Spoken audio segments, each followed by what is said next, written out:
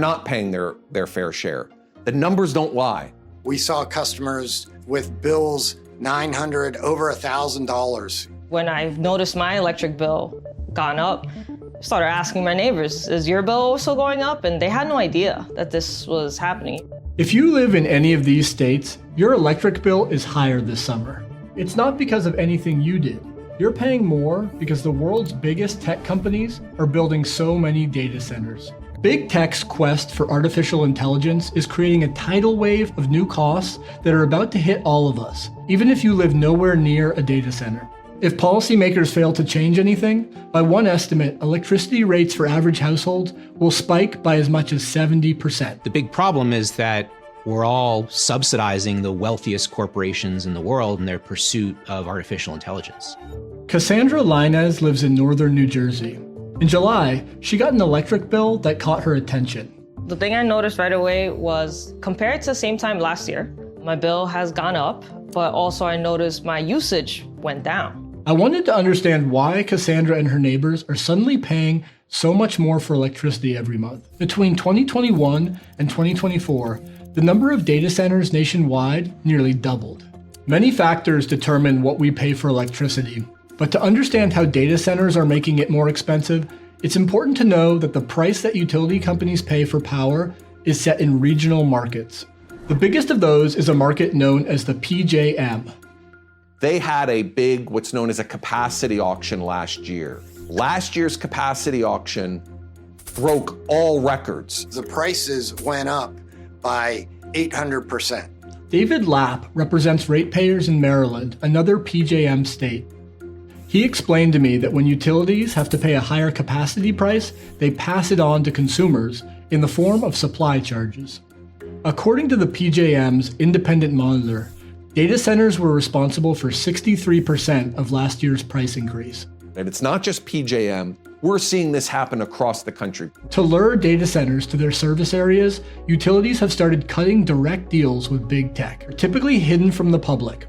The concern with these deals is that the data center may be underpaying, and so our rates will go up in order to finance a sweetheart deal for a data center. Big tech is literally the wealthiest, most profitable industry in the world. They have the capacity to pull out their pocketbooks and cover their costs associated with this data center expansion. Instead, the American people are covering their costs. I think if the tech companies want to create this open market and have this business, I think they're the ones that need to pay for these infrastructures, not myself.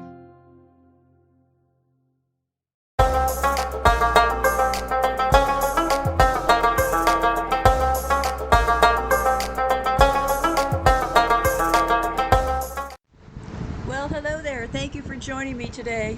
Got another show about data centers, so I'm hoping we can wrap up this data center business, but it's getting pretty serious. If you think the word fire when you think of data centers, you might be thinking correctly. So in today's show, I'm going to be talking about several things. I'm going to be covering how Pornhub primed the pump with all this children and sex acts and bedroom business. Also, I traced back the encryption business, that got this whole thing going, and it actually started with NASA and Snowden. And there's also a lot of PR that led up to these data centers. How these tech bros position themselves in simple ways, like how they dress. And now they can wheel into small towns and wield their NDAs to trick local people because they created this mystique, the tech bros. And I'll be getting into that. And some personal things. Did Peter Thiel toss a boyfriend off the balcony? Did Sam Altman really rape his own sister Annie? And by the way, what is a unicorn? And what was the .com bust everybody's now talking about? They're sounding very, very nervous about all this past business today. So, got a lot to go over. So, because in order to understand these data centers, we also need to understand something about these people who are pushing them, the tech bros. They're pushing data centers, and they're out to ruin the lives of many, many. And there seems to be a lot of issues in their own ticky brains, if you ask me. So yeah, I'm going to go there on a couple of other things and I'm not going there with gossip. I'm going there with what these people have done, which to me show what they are, right? And in order to look around, don't be afraid of looking at things like data centers, because they try to trick you with all those big words and stuff. And recently, sometimes I'll like just set the algorithms loose, right? And I'll just key into like data centers and see what they're all talking about. And so yeah, I got the algorithm going on data centers the other day, and I ran across a clip from a guy from Goldman Sachs, and he basically blew the tip off the thing on this heating issue. Because yes, data centers, well, there's a big issue with data centers, and I'll have to get to that in a second here. But basically, what they're saying now is that all of the data centers were built, and all of them are fire hazards, and that is pretty big deal. So anyhow, so what's going on is I'm going to cover the flaw in these data centers first, because I don't like to bury the lead. And there's a lot of people now talking about, oh, this looks like a dot-com bust all over again, and oh, it looks like this, oh, and they're doing a lot of circular financial deals, like, oh, NVIDIA gave a $20 billion chip deal to ChatGPT, so then ChatGPT's stock goes up. So they've created this circular magic trick, is how I'm seeing it. So anyway, so what's the scale? Well, 10 years ago, a large data center drew 10 MWs. We're just going to keep simple. Don't worry about the megawatts and all that, okay? Just keep focus on these details. So, but today's AI builds draw 100 MWs and more, a 10-fold jump. And each megawatt costs roughly $50 million.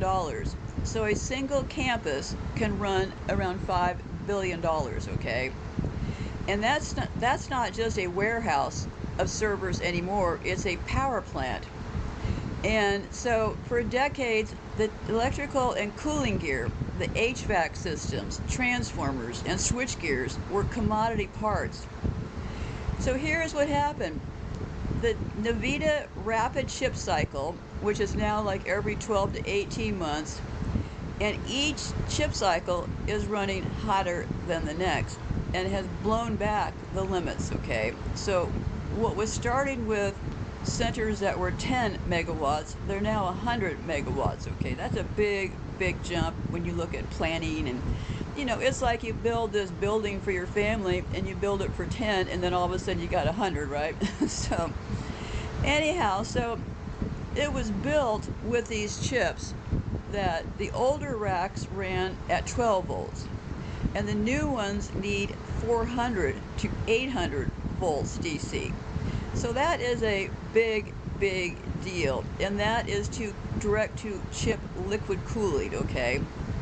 So that means the entire internal infrastructure of what they have going on right now, meaning the cables, the power distribution, the UPS, the chillers, they must be ripped out and replaced because of all of the new heat that's being drawn by these new chips. So this clip was this man named Oben, and his bluntest line was a warning that if the electrical or cooling system fails for even half a minute, $400 million worth of chips per MW can burn within 30 seconds.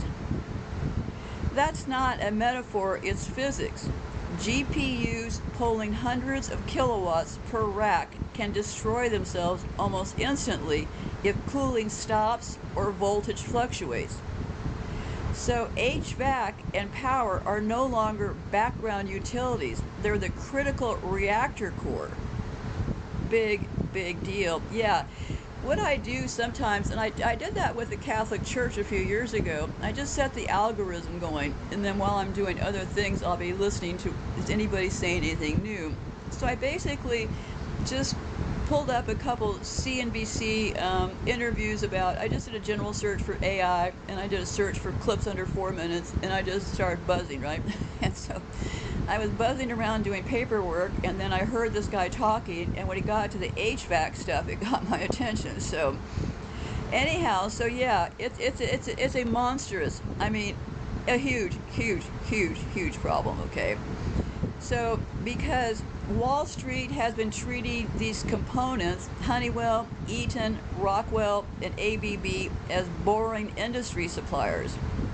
And this guy Oben, what he points out, they're about to become the bottleneck and profit center of the entire AI economy, because every retrofit or new building will depend on them. So yeah, he let a pretty big deal out of the bag there, right? So here's the broader takeaway. NVIDIA may be the visible star of the boom, but the supporting hardware, switch gears, chillers, pumps, rectifiers, now dictates whether the system can even function safely.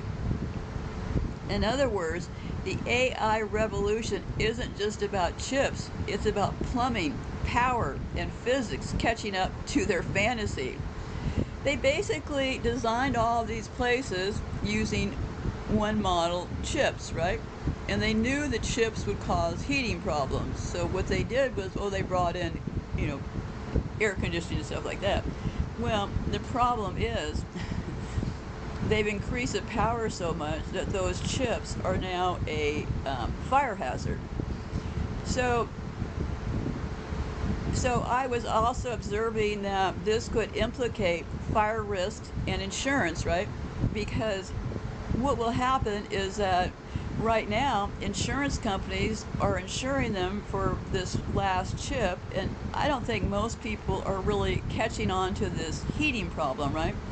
And really, essentially, what this heating problem means is this: every existing data center, in order for them to function safely, would have to be retrofit. And that's why this guy is saying, hey, that's where we should be investing our money. So anyhow, yeah, that's pretty startling information, and I'll have more I'll be going into here in a bit, because it takes a while to develop new chips that are going to be cooler and stuff, right? So the main message here is all of the existing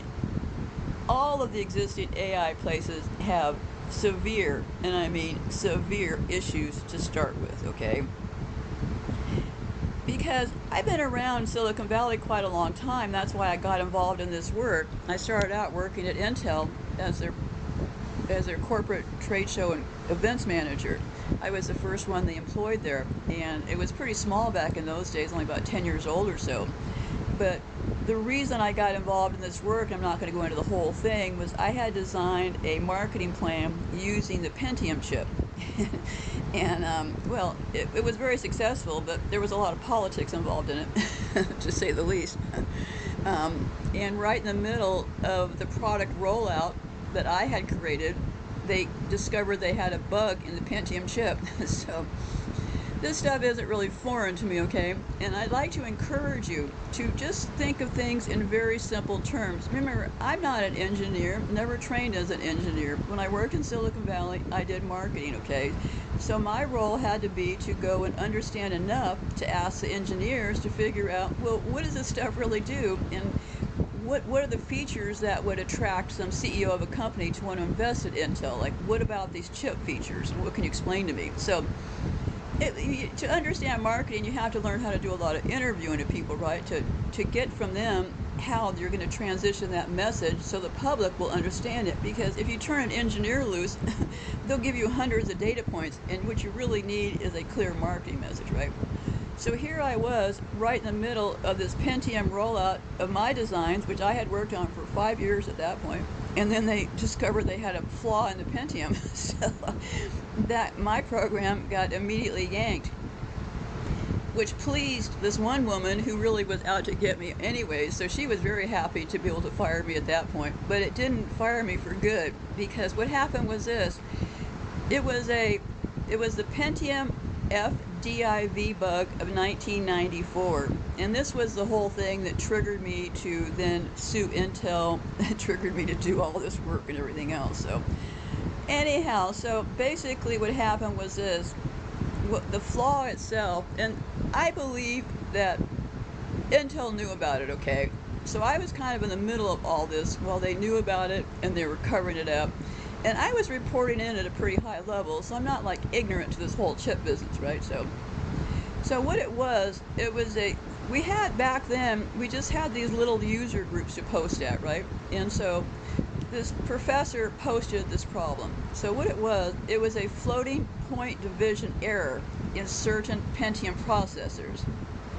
Because of a few missing entries in a lookup table inside the chip's floating point unit, division operations involving specific combinations of numbers returned slightly wrong results.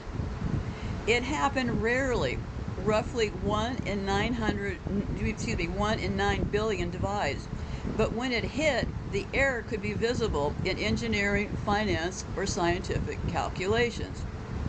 So, engineers inside Intel had identified the anomaly months earlier during internal testing.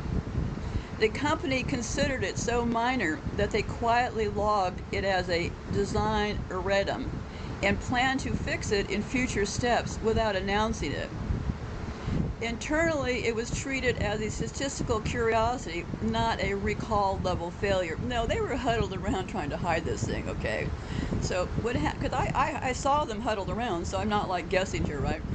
I mean, I was in meetings and saw them huddle and talk, so how it got started, in October 1994, Dr. Thomas Nicely, a mathematics professor at Lynchburg College, noticed small mismatches while calculating prime number constants and traced them to the Pentium's division hardware. He posted his findings to an academic mailing list, and that email exploded across the early internet. Yeah, it was a group called Usernet, and they may still alive. I went over there, and I used to hang around there and post myself. When I was going into the lawsuit with Intel, I did a couple things over there. I would go over there and badmouth them and say things, and yeah, it got a pretty quick reaction from them because these companies all have huge legal departments. They've always been scanning this stuff, right? And I did test the system during that time. I went over there on Usernet with all the engineers were hanging out, and I started talking some smack about Intel. And it took about, let me see, back then, Intel, evidently their legal department got a hold of my attorney, and I got a letter in the mail from my attorney with a copy of what he'd received from Intel, and it said, "Stop it." So it took about 24 or 48 hours for Intel's attorneys to get a hold of my attorney for him to tell me to knock it off. So they've been monitoring us for a very long time. So yeah, it was a Usenet thing. Anyway, so within days of him posting this, journalists, researchers, and customers were running their own tests.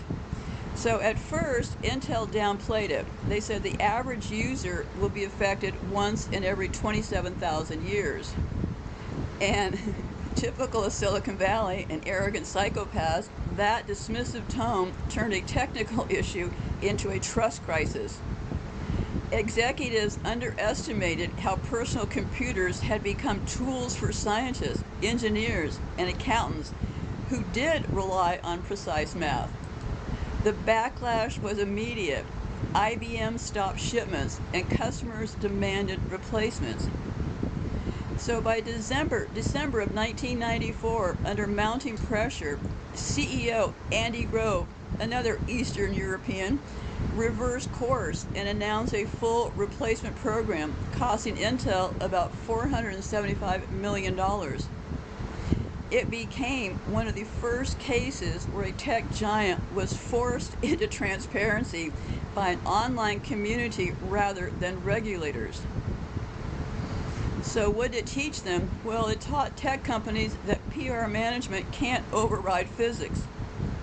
It created the norm of public errata sheets for chip flaws. It foreshadowed later security disclosure battles.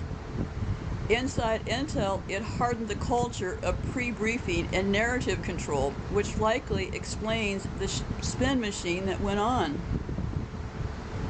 So, I remember it very, very clearly. It was the moment when the industry learned that outside experts could pierce corporate secrecy in real time, something every modern tech company still fears when their magic meets reality. See, I am of the nature that a lot of this is a magic act, right? I mean, come on, Gordon Moore, who was one of the founders of Intel, he said at the time he was puzzled about what people would possibly use a computer in the home for. He was puzzled, and he went on to say, well, maybe housewives might use it to store recipes. Yeah, these people, this is all an intelligence operation, right? These people were just put in by intelligence or whoever to run these places and roll out old technology that, we came from an advanced society. We already knew all this stuff, right? These people are not geniuses, but they had to position themselves as these geniuses, right? So when the story broke, Intel went into classic damage containment mode. Anything that might draw more public attention to the chip was either paused or buried. Promotions, demo programs, co-op campaigns, all frozen while legal and PR teams tried to control the message. For people like me working inside the normal marketing pipeline, it was really watching 5 years of my life vanish overnight. And I had a lucky break, though. You have to always look out for lucky breaks, because at the same time that they pulled my work, that woman was very happy when she called me and said she was going to pull the project, right? But I had a trick up my sleeve. So when she said she was going to pull the project because of this chip flaw and stuff, and nothing they could do about it, right? We're so sorry, we're going to have to pull it, you're screwed, right? So I had a trick up my sleeve, and we had been trying to get my products into Harvard bookstore as a test pilot and into Nordstrom. And so we hadn't closed the deal yet, okay? That's why you should never trust salespeople when you're making changes. So my sales guy and I put our heads together, and we thought, perfect opportunity. So I said to her at the time, I said, well, this could be an issue because I've already closed the order for Stanford and Harvard. So there's nothing I can do about it. Well, she didn't really hear what I was saying because her focus was just getting rid of me, right? So I just kind of casually said, oh, well, yeah, canceling the project could become a problem because, I just booked Harvard and Nordstrom's. Well, we hadn't officially really booked them. That's why I'm saying you got to watch your salespeople, because I've always been kind of a salesperson myself. So I said, well, we've already booked them. Well, we hadn't quite booked them. So I immediately got on the phone to my sales guy in New York, and I said, you better book Harvard today, and you better book Nordstrom tomorrow, because all of our necks are on the line. And like the brilliant man that he was, bless his heart, he booked them both. So what happened was, my products got announced in some Harvard newsletter, unbeknownst to Intel, right? They knew I had booked Harvard, but none of us knew that Harvard had written about my my product line. So during this whole flurry of their canceling everything and their lying about the Pentium and stuff, then all of a sudden this news reporter out of somewhere across the bay, he was a Harvard graduate, and he got the newsletter and saw that I had my Pentium chip designs in the Harvard bookstore. So he put 2 and 2 together, and he created the biggest firestorm on earth, because what he did was he published this article saying, look what Intel's doing with all these destroyed chips. They're creating products out of it. Well, that made Intel into the corner, so there was no backing out at that point, right? Because when that guy wrote that article, the Associated Press picked up on that article, and within 24 hours, seriously, within 24 hours, every news reporter in the entire area was swarming me and swarming the news, and my products ended up appearing all over the entire world on every publication possible. But she still got me in the end. But they still decided they were going to steal my work when it was all done, and that was what got me to sue them, right? So anyway, actually, they were trying to quiet things down, but it made it much worse, right? And it actually benefited me. But it benefited me in ways that I don't want to talk about right now.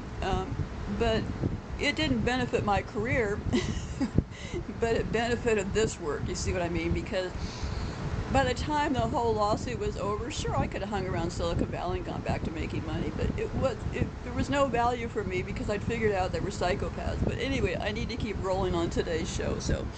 But anyway, I did dig up all that information. I have pictures of when my product line came out in the news and stuff, and I was treated extraordinarily well by the press. I have to say that they did not treat me poorly at all. It was Intel that was after me, but anyway, and it wasn't the executives. I knew all those people for years. It was this one particular person. But anyway, so on with the story for today. So along with these data centers, there's a lot of things that I'll be covering and maybe not covering specifically today, because my focus today is going to be on this big chip flaw, what's going to make these data centers turn into firestorms. And I'm not just saying that lightly, okay? Because these data centers have a million different issues. Like in Virginia, Iowa, and Nebraska, they're giving these people 20 to 30-year exemptions for tech farms to build these server farms. Exemptions from taxes and everything else. But local governments still need money for schools, fire, police, water, and roads. So if the data centers aren't paying property or sales taxes, these costs are passed along to residential property owners and small businesses. So there is evidence from similar large-scale industrial projects like logistics hubs or crypto mining operations that property near these facilities can lose value because of perceived pollution, noise, or loss of rural character. Right now, there is no federally mandated cap on how much power or water an individual data center can draw. And remember, the grid's already full, okay? The limits depend on what local utilities and water districts can negotiate. In regions desperate for economic development, those authorities often agree to very generous terms. So let's talk a little bit about the AI bubble. And people are now talking about it, we might refer to the .com bubble, but they're not really giving you much context. So let me talk about that today. Right now we have the AI boom and the coming bubble. So there's a lot of investor euphoria, but it's not really economic reality.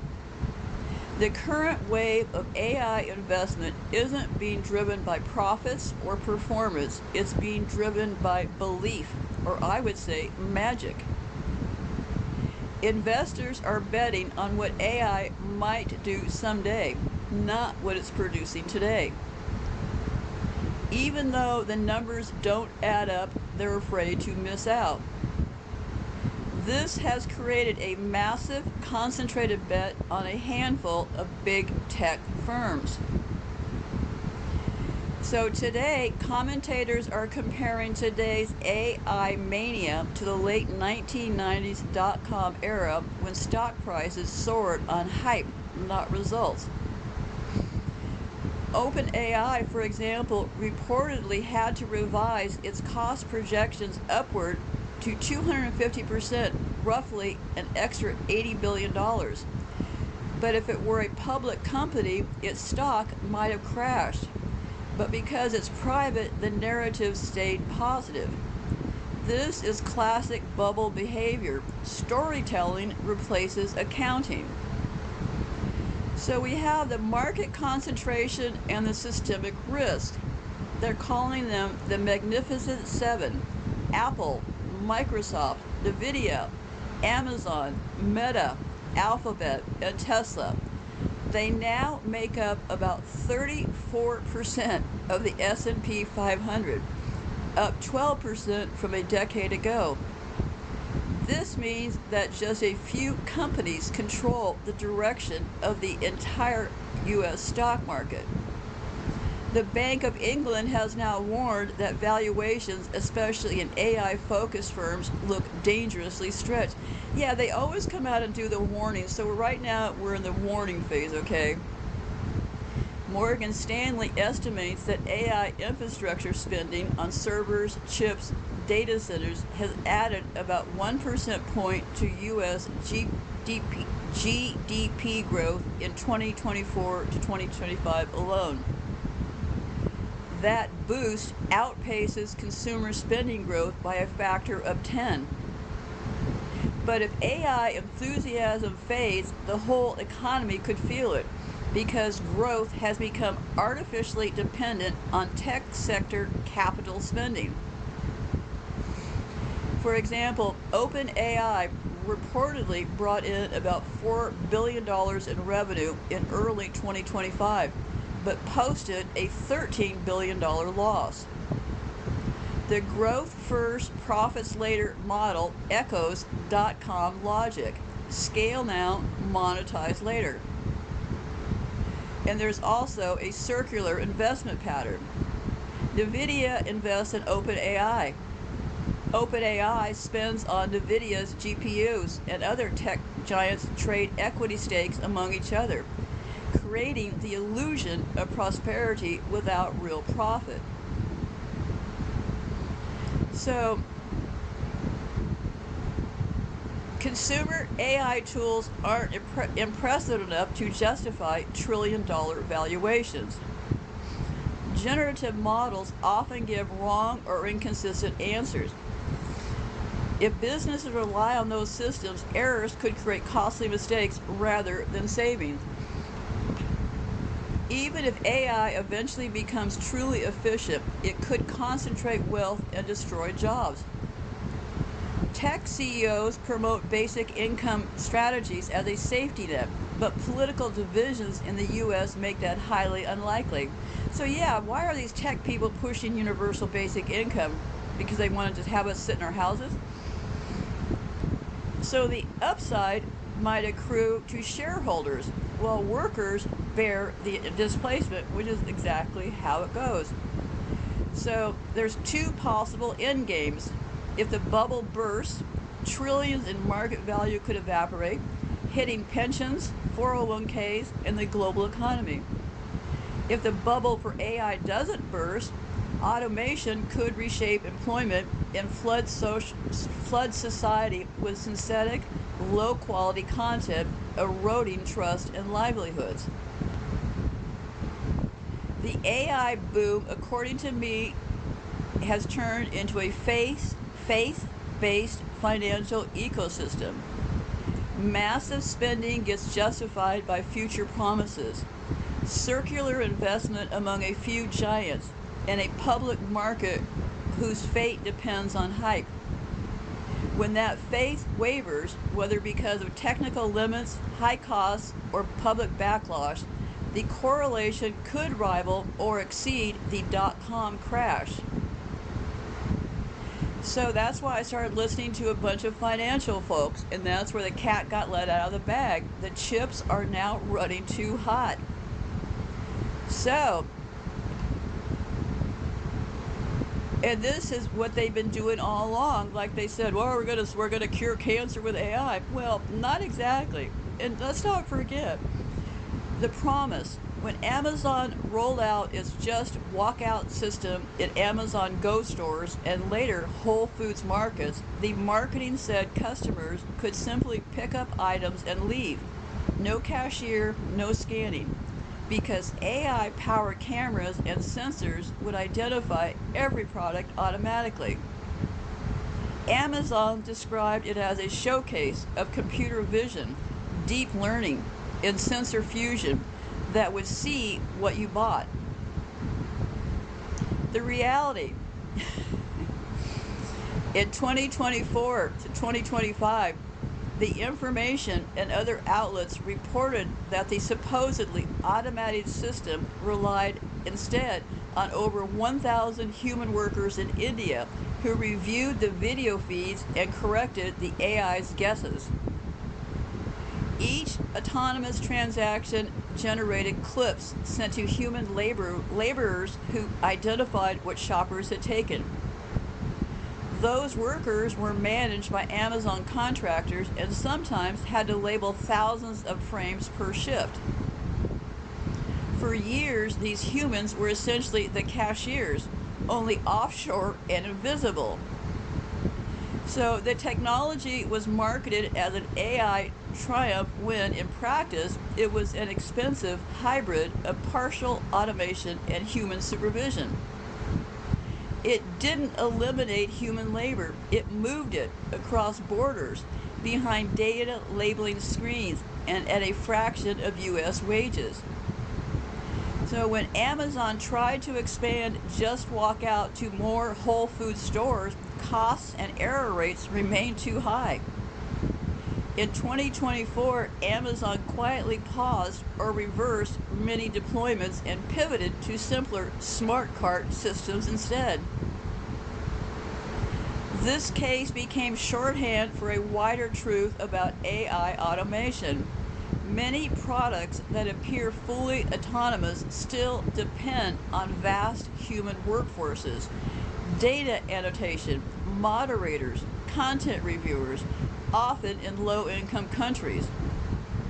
It revealed how much of the AI economy still runs on invisible human labor, even while selling the image of machine intelligence. So I call that a sleight of hand, and that's at the center of today's AI revolution. It looks like magic, but it's really a mixture of marketing theater, investor psychology, and quiet labor substitution. And that's why it looks just like magic and the illusion. Because companies announce that they're using AI to replace or streamline jobs. Newsrooms now say AI now writes articles. Call centers claim bots handle customer support. Banks brag that algorithms are approving loans. But behind the scenes, humans still write, edit, and correct. Support tickets are escalated to humans offshore. Loan models depend on human-trained datasets. It's not automation so much as rebranding cheap labor as artificial intelligence. And that's why they're always yelling, it's going to take everybody's job. Well, yeah, technically and not technically, right? When executives tell shareholders they're implementing AI, they can justify layoffs as modernization, not cost cutting. Markets reward the announcement itself, not the results. Stock prices often rise immediately after AI adoption. Press releases, even if no productivity gains follow. That's how companies can fire workers while pretending it's technologically progress. And the public accepts it because the AI narrative feels inevitable. So most of what gets called AI automation still relies on labeling and moderation teams in Kenya, the Philippines, or India. Human in-loop operations that verify or correct AI outputs still relies on contract ghost workers who are invisible in corporate reporting. The miracle of frictionless automation is powered by thousands of people clicking boxes on screens for pennies per task, the modern equivalent of digital piecework. For executives and investors, saying we use AI signals leadership and innovation. It draws capital, boosts valuation, and makes cost cuts look visionary. This is why the illusion persists, even when insiders know the tech doesn't yet deliver what these slogans promise. It's not that AI can replace all those workers, it's that the belief that it can is profitable. Belief drives stock price drives funding, and funding drives more AI press releases. That loop can run for years before reality catches up, just like the dot-com bubble. So the cost of this illusion, in short term, people lose jobs. In the long term, when the promised efficiency gains don't appear, companies are left hollowed out. No institutional memory, higher error rates, and customer frustration masked by cheerful AI branding. So yes, I consider it a complete magic trick. There's misdirection. It shows investors AI innovations. Then disappearance. It makes labor costs vanish. And then the applause. Markets reward the illusion. And just like every magic act, when the smoke clears, you realize the trick only worked because someone else, often unseen, often underpaid, was holding up the mirror. So Magic and the tech bros to me are like carnival barkers. The pattern really hasn't changed in a century, only the vocabulary has. And here's why an AI carnival actually works. The pitch booth. Every few years, there's a new tent to draw the crowd. 1999, the internet will replace brick and mortar overnight. 2010, apps will revolutionize everything. 2017, crypto will free humanity from banks. 2023 onward, AI will make us immortal and trillionaires. Each cycle has the same sales rhythm: promise, transformation, collect investment, exit before the cleanup. So the tech bros play the barker's role perfectly: loud, confident, unbothered by details. They shout about disruption and the future while distracting from the messy backstage, unpaid moderators, mislabeled data, broken supply chains, or now melting GPUs. They're not evil geniuses, they're showmen. They don't sell technology, they sell hope wrapped in jargon. The audience is everyone from retail investors to mayors and journalists who don't want to look like they missed the next big thing. So they buy tickets in the form of investments, subsidies, and partnerships, hoping to get a glimpse of the miracle inside the barker's tent. By the time they realize the autonomous AI is really 20 contractors in Bangladesh, the bankers have already moved on to the next midway attraction. Just like the old traveling carnivals, the profit isn't in the show, it's in the crowd control. Hype inflates valuations. Valuations attract more capital. The insiders cash out before the illusion collapses. The bankers make their money not on truth, but on timing.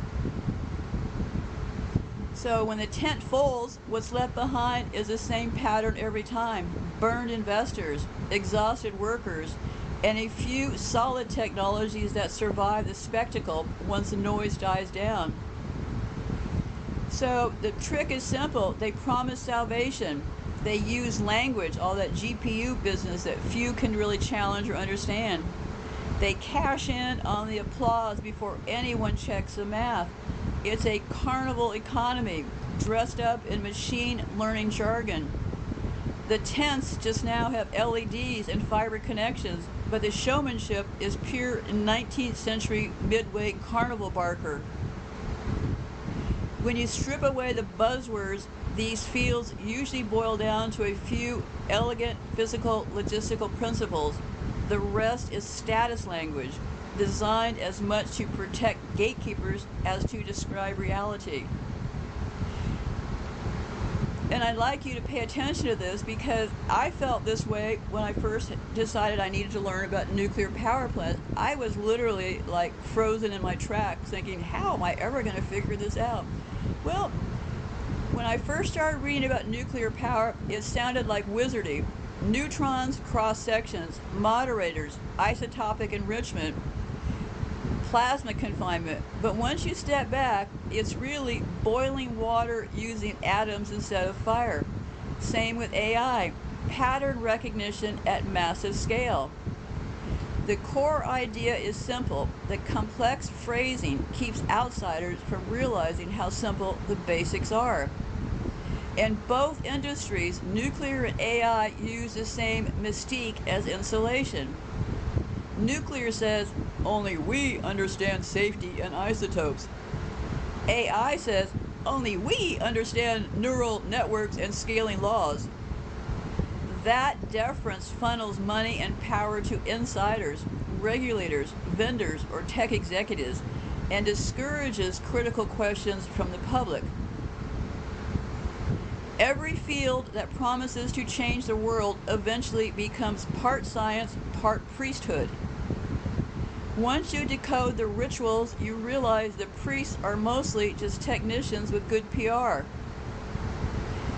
And I found that realization humbling and empowering, because once you even look at these people, you start to think, gee, that guy can't even really string together a sentence, so he's running a nuclear lab?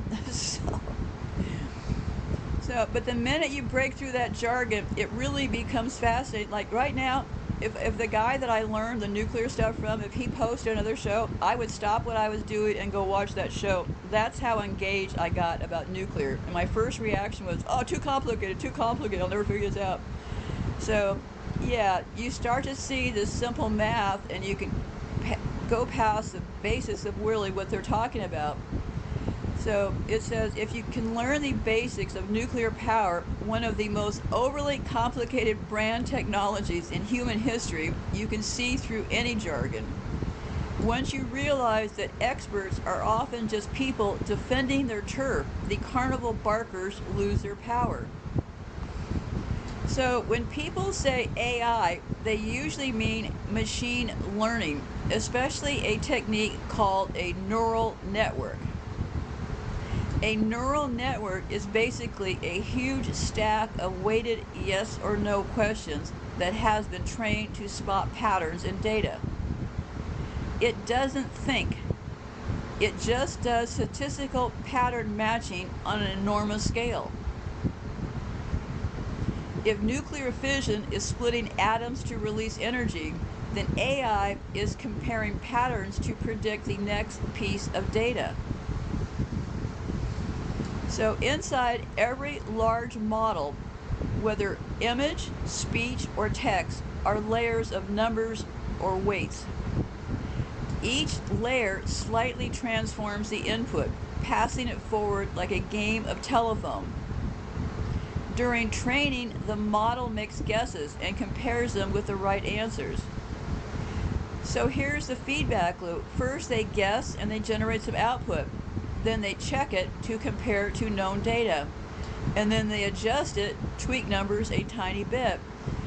Do that billions of times and the model slowly learns patterns that resembles understanding. It's not magic, it's brute force statistical tuning. And that's very true, because I have found it very effective for all the timelines I like to do. But other things, pretty much worthless, right? That's why they're calling it slop right now. And I'm not going to get into all that, right? I have more important things to talk about than the AI slop today, so I'll keep moving along here. So AI only became powerful once we combined massive compute, the GPU clusters, instead of CPUs. And then it only worked when there were huge data sets, the entire public internet. And it only started working because they then had cheap cloud storage. Those three things gave us scale, the same way bigger reactors gave nuclear engineers critical mass.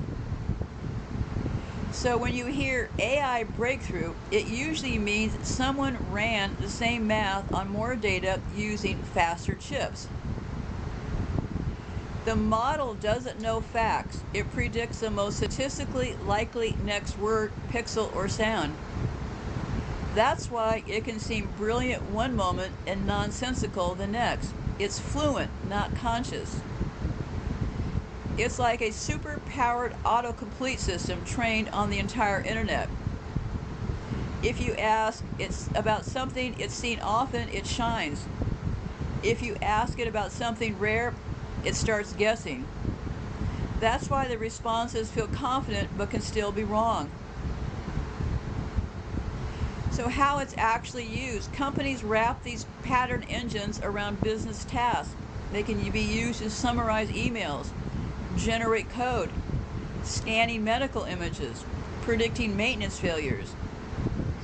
But each case is just the same principle. Feed in past examples, guess the next likely outcome, check accuracy, and then improve. So why is it being oversold? Well, because they got billions and trillions of dollars to raise is one answer.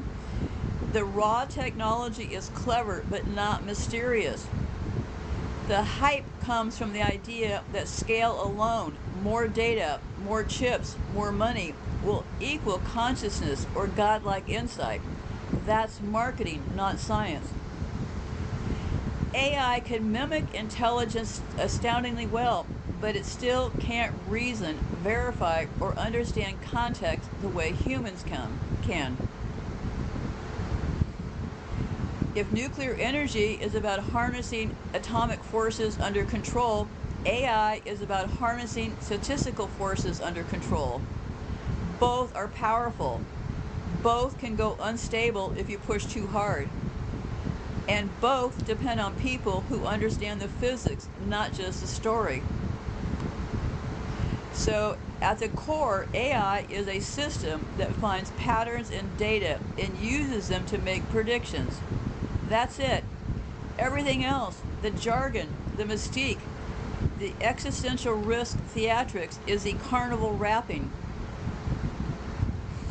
So I'm going to be getting into some other things here before I continue on with this fire business because I forgot to move this data. So here we go.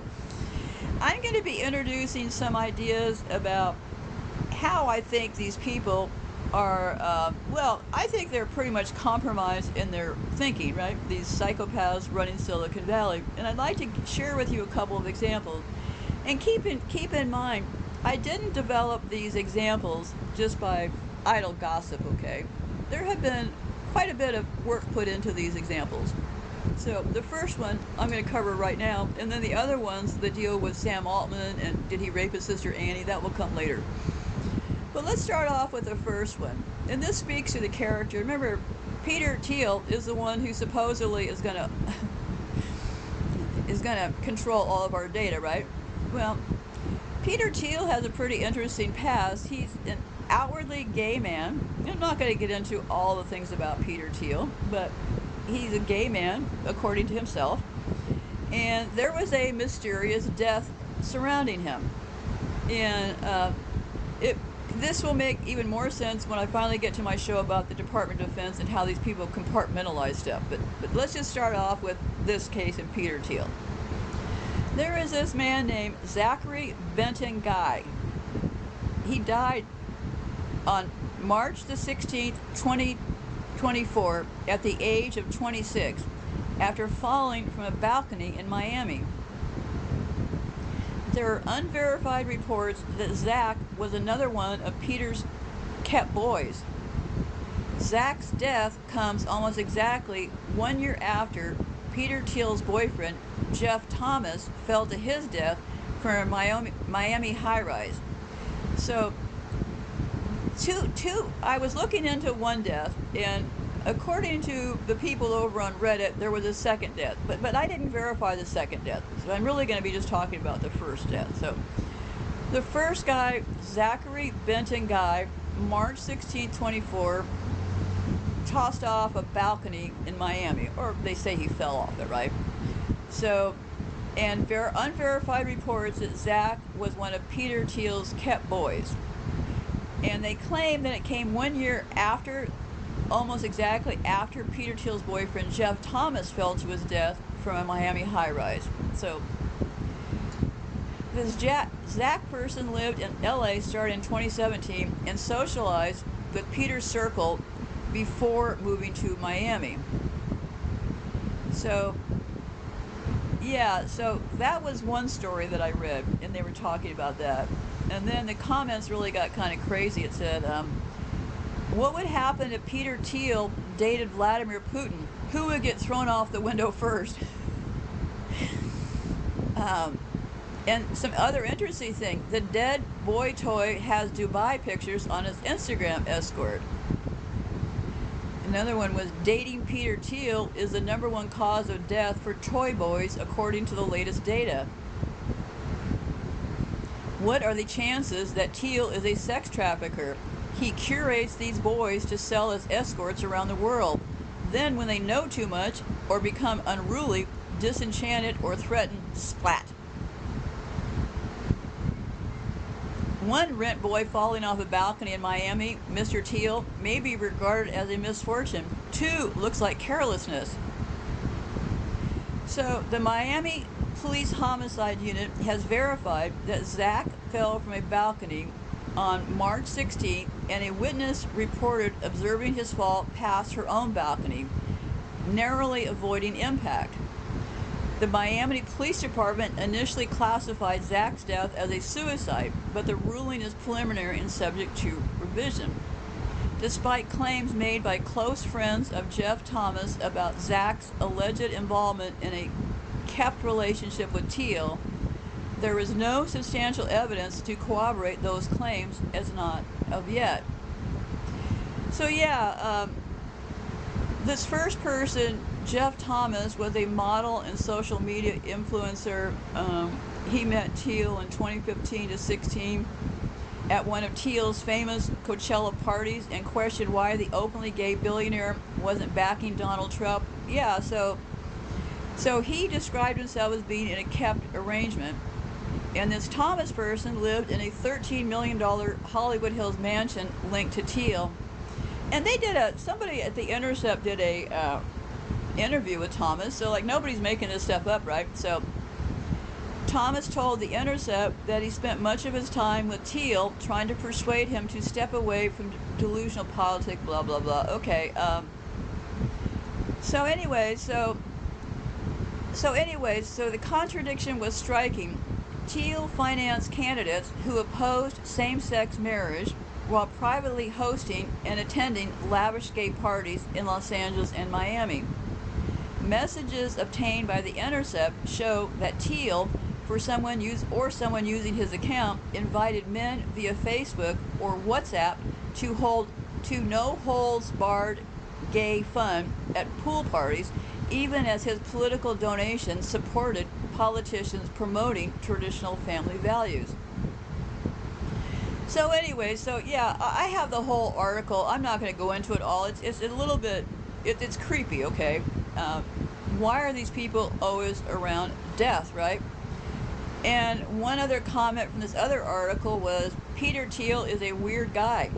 He is a German-born American citizen with a World War II German mentality, but he is married to a Jew. He is gay, but gives money to the right-wing politicians who hate gay lesbian people like him.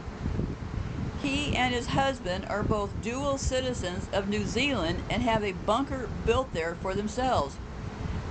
This is somebody else speaking. I was told that he has a jet standing by at all times to fly them to New Zealand in case of a catastrophe. I've known his husband since he was a little boy.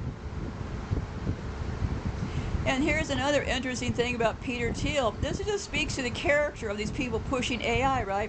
Peter Thiel was also involved when Silicon Valley Bank early on, it announced it had a $1.8 billion loss from its bond portfolio and said it would have to sell shares to raise capital. So the news alarmed people, and Thiel's venture capital firm called Founders Fund told its portfolio companies to pull their deposits out immediately. Because Founders Fund is highly respected in Silicon Valley, this warning spread quickly through group chats and startup channels. Within hours, companies tried to withdraw tens of billions, triggering a classic bank run. So, Silicon Valley Bank collapsed. The FDIC seized the bank and later guaranteed all deposits, even those above the $250,000 limit, to stop the contagion. Peter Thiel later admitted to the Financial Times that he himself still had $50 million. Now remember, the limit is $250,000 to be insured, right? So he admitted to Financial Times that he himself still had $50 million in personal cash at Silicon Valley Bank when it failed, even though his firm had already withdrawn its funds. In other words, he warned others but didn't move his own money. Perhaps maybe assuming that the bank wouldn't actually fail. But critics accused Thiel of helping cause a panic that doomed the bank. Since Founders Fund alert carried enormous weight, yeah, they're always up to something kind of shady, aren't they, right? So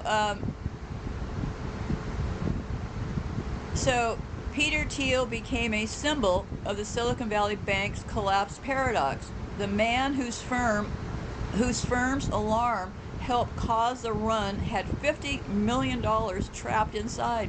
And yet he was ultimately protected by the same government intervention that Silicon Valley libertarians often oppose. Yes, poverty for you, government help for them, right? So, yeah, and I'll close off, yeah. And now he's out doing all those, he's off doing all those Antichrist lectures, right? That's who these people are. So let's talk a little bit about how they sold this con. Silicon Valley was planned down to how they dress. Early personal computer era, the nerd engineers, 1970s to the 1980s. Jobs and Wozniak at Apple in the late 70s showed up in t-shirts and jeans while IBM executives still wore ties.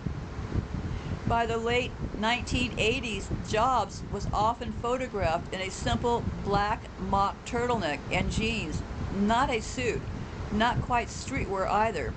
That image stuck. So then the dot-com era, suits are out, hoodies are in, 1990s to the 2000s. The startup boom prized move fast authenticity. Founders pitched VCs in whatever they'd worn to code overnight. Casual meant ill-fitting jeans, logo tees, fleece vests, a badge of being a builder, not a banker. When Steve Jobs returned to Apple in the late 90s, he leaned fully into his black mock turtleneck, Levi 501s, and sneakers. It signaled focus on product, not fashion. Many founders copied the idea of this uniform. Then we had the startup hoodie. That was a generation late 2000s to 2010s. Mark Zuckerberg's hoodie on Wall Street in 2012 became a defining moment. A billionaire who wouldn't wear a suit for even an IPO roadshow. Then we had Theranos, Elizabeth Holmes, borrowed the Jobs look. Black top, black slacks, hoping to project visionary seriousness. And then we have present day, 2010 to 2020. Billionaire founders and venture capitalists now often appear in plain t-shirts, hoodies, or slightly upgraded basics.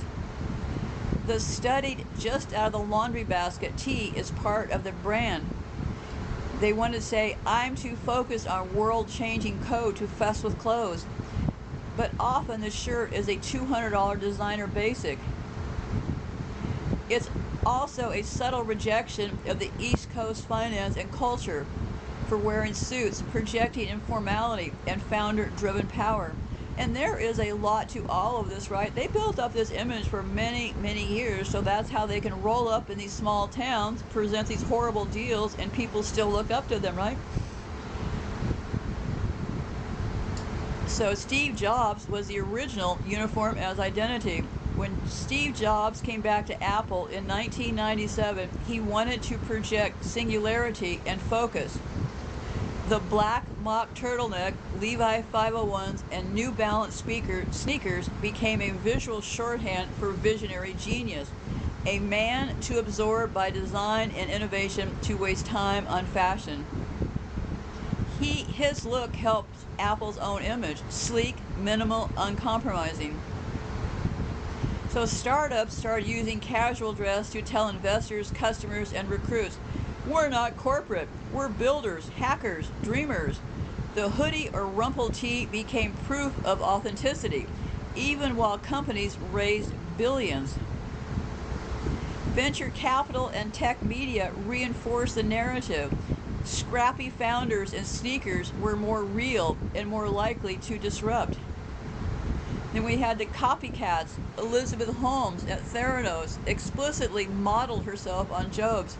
Black turtleneck, intense gaze, myth of brilliance. The look promised breakthrough, insight, even before the product was proven. Other founders adopted the casual uniform idea to project singular focus and relatability. Casual clothes became a visual cue of being product-driven, not money-driven. It suggested that frugality, we don't waste time or money on suits. Disruption, we reject old guard corporate dress codes. or mediocrity, ideas over appearance. That message helped justify sky-high valuations for unprofitable companies. Many of these supposedly laundry basket tees are actually designer basics. As the look became standard, it lost its outsider edge and became another branding tool, like the keynote stage or the minimalist slide deck. The tech pro uniform didn't just say, "I'm a nerd," it signaled, "I'm a visionary founder, trust my genius." That image helped raise capital, attract media attention, and give startups a counter-cultural aura, even as they became some of the richest companies on earth. And it's happening all over online. A lot of political talk podcasts and YouTube shows present themselves as outsiders.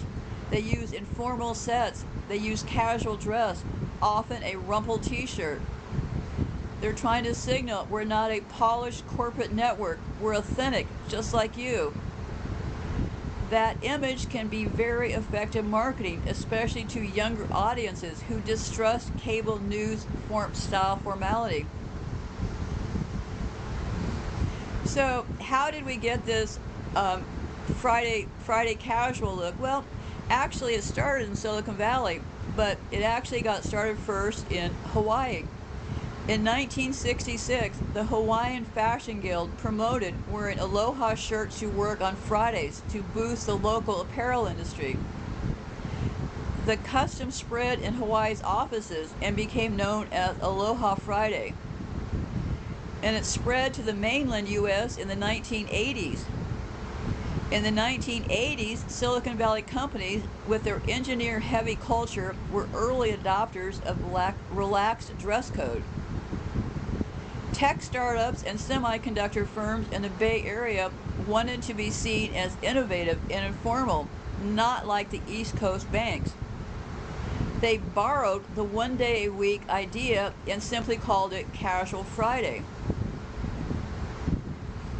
By the early 1990s, big mainland companies outside tech in finance, insurance, and accounting noticed that loosening the dress code improved morale. Levi Strauss, headquartered in San Francisco, even marketed Dockers as casual Friday wear in a 1992 campaign, mailing style guides to HR departments. This helped push Casual Friday into a national corporate mainstream. Silicon Valley's informal engineering culture set the tone. T-shirts, jeans, sneakers. Casual Friday became the bridge that led more traditional firms to experiment with informality without completely abandoning suits. Over time, especially in startups, the Friday exception morphed into casual every single day. So it started in Hawaii. So anyway, let's get into this hot chip business. Hot chips. Let me see. Yeah, they're all investing. Okay, so let's start off with a hot chip business, and I'm going to keep it very, very basic. And I have a lot of the technical details over on my website. A lot of these podcast platforms don't publish my show notes under your thing. Like I know Spotify doesn't, but some of them do. Can't figure out who does and who doesn't. But anyways, it's over my website.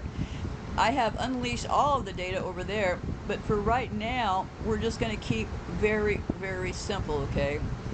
And we're going to be talking about AI chips are running too hot. And that's what I learned from that report that I saw on the news. So modern AI accelerators, like the NVIDIA's H100 and Blackwell, etc., are extraordinarily power dense. A single GPU can draw 700 to 1,000 watts, and a full rack of them can exceed 1 megawatt, roughly 100 times the load of a typical enterprise rack just 5 years ago. That power becomes heat. which must be removed immediately to keep chips from throttling or burning out. And what I'm going to have to do is I need to take a break here, so I'll pick this up on the other side.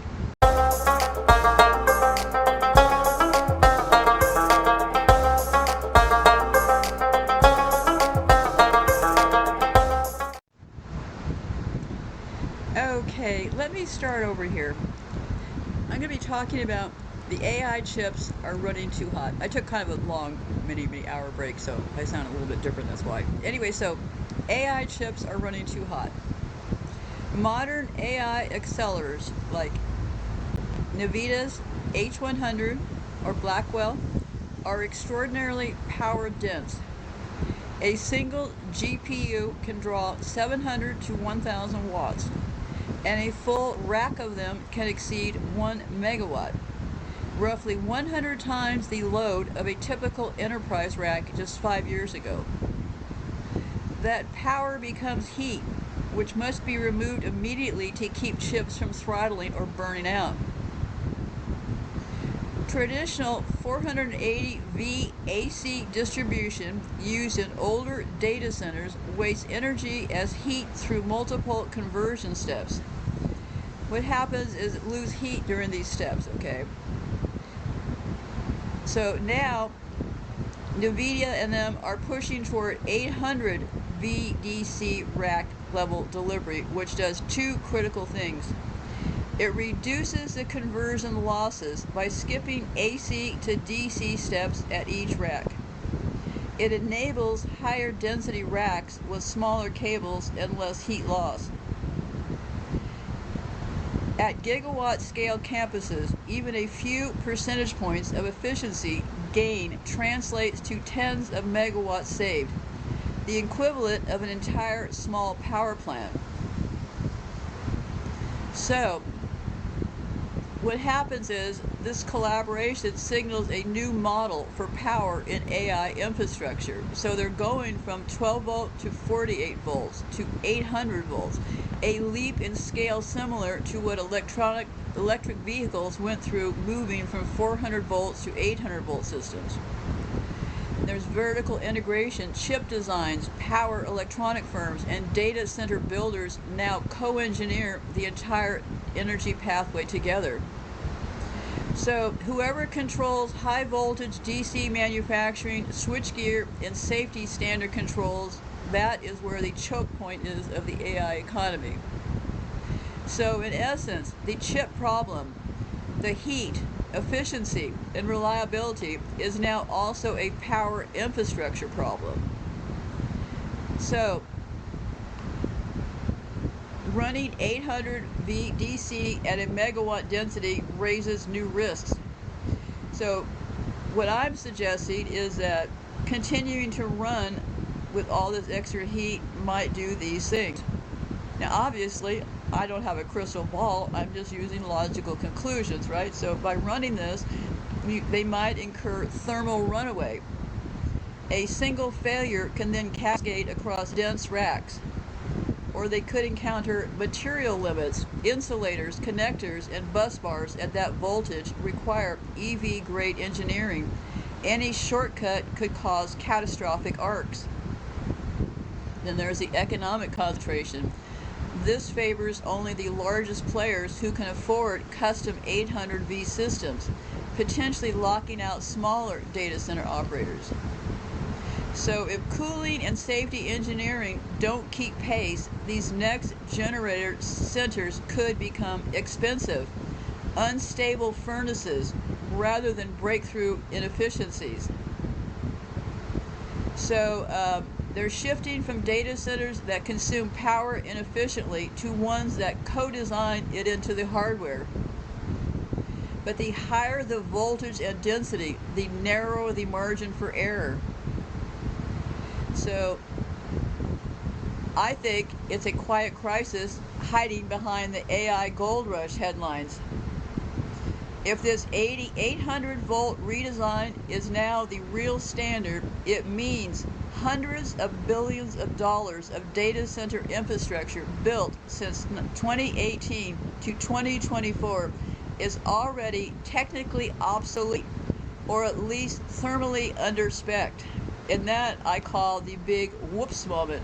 Whoops, how'd that happen? Well, I'm not going to go too far into the weeds, but we'll do a very simple thing here, okay? Because most hyperscale and co-location facilities built in the last 5 years were designed around the 480 VAC distribution to each rack and 12 volts or 48 volts DC at the server level. Those systems were built for CPUs and early GPUs drawing maybe 30 to 50 kilowatt per rack, not 1 MW per rack. Now, with NVIDIA and ABB targeting 800 volt DC / 1 MW, entire power chains, switch gears, UPS systems, cabling, bus ducts, and cooling loops are undersized. Retrofitting isn't trivial. You can't just swap a breaker or a plug. It often means ripping out and replacing floor-mounted PDUs, power cables in concrete trays, cooling distribution units, and the building's safety certification. That's millions of dollars to retrofit per room, and downtime operators can't afford all that time. So how would they possibly, what's the economic fallout? Well, early 10 megawatt facilities, or MWs, that can't be upgraded easily may become a brownfield relic, functional for traditional cloud computing but inefficient for AI workloads. Investors who paid 40 to 60 million per megawatt for new builds might be looking at major write-downs within a few years. So consulting and electronic engineering firms are already seeing contracts to re-engineer existing data halls, new substations, new bus bars. That's another capital cycle worth hundreds of billions. So if each rack is a megawatt, the local grid interface, the transformers and substations also will need redesign. That means new permits, new grid interconnections, and often new political fights over land and energy use, especially in Europe where public backlash is growing. Because many AI-ready centers built since 2020 assumed air cooling plus optional rear door heat exchangers. But liquid cooling is now mandatory for Blackwell class GPUs. So older sites don't have sufficient floor loading for coolant manifolds or infrastructure for the fluid containment. So yes, the industry has built a fleet of boxes that are already too hot to run the chips they were meant for. So yeah, the winners are going to be the people that have the power electronic firms selling the 800V gear. The losers will be developers who rushed 100 megawatt campuses based on 480 volt air-cooled designs. The timing, expect a visible retrofit boom from 2026 to 2030, mirroring the post-dot-com data center rebuild that followed 2003 to 2000. So yes, it's a massive, massive whoops. The AI boom outpaced the electrical and thermal engineering beneath it, or was it just poor planning? Now the sector faces an expensive second wave, not to build more, but to fix what it just built. So I ran the numbers and stuff.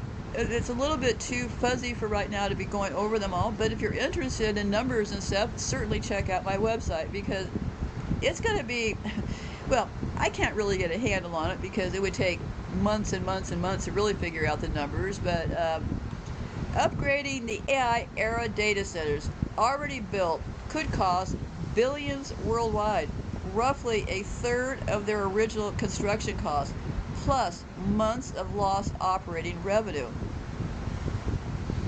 So what happens if they decide to keep rolling and not fix the existing sites? I suggest lots of fires will be in the future.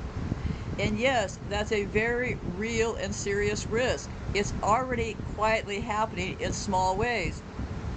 If operators decide to keep rolling and run next-generation AI loads on power and cooling systems that were never designed for them, here's what will likely unfold.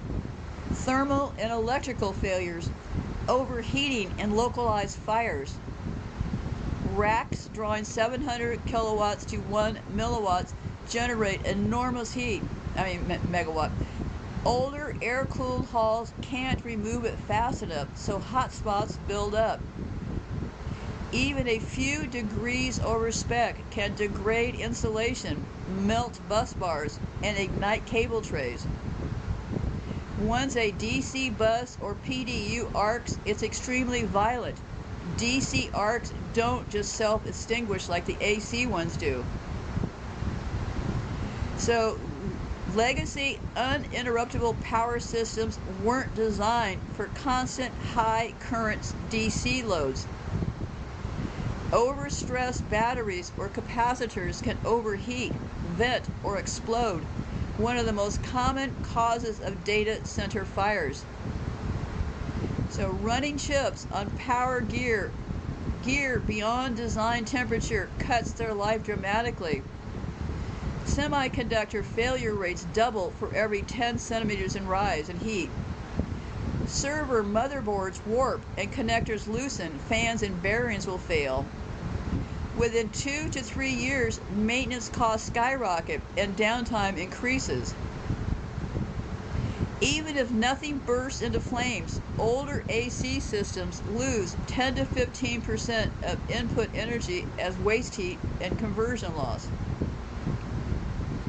That waste compounds across thousands of racks, meaning operators must buy more electricity just to keep up. In high-cost regions like Northern Europe, that can erase profit margins. And here's where the trick may lie. And if you're ever thinking about fighting these people in your local area, this is the Achilles heel that I've discovered: the insurance. Insurance underwriters are already scrutinizing thermal runaway and arc flash risk. Sites that ignore retrofits could face higher premiums or lose coverage entirely. The EU and several US states are tightening energy efficiency and fire safety codes for data centers.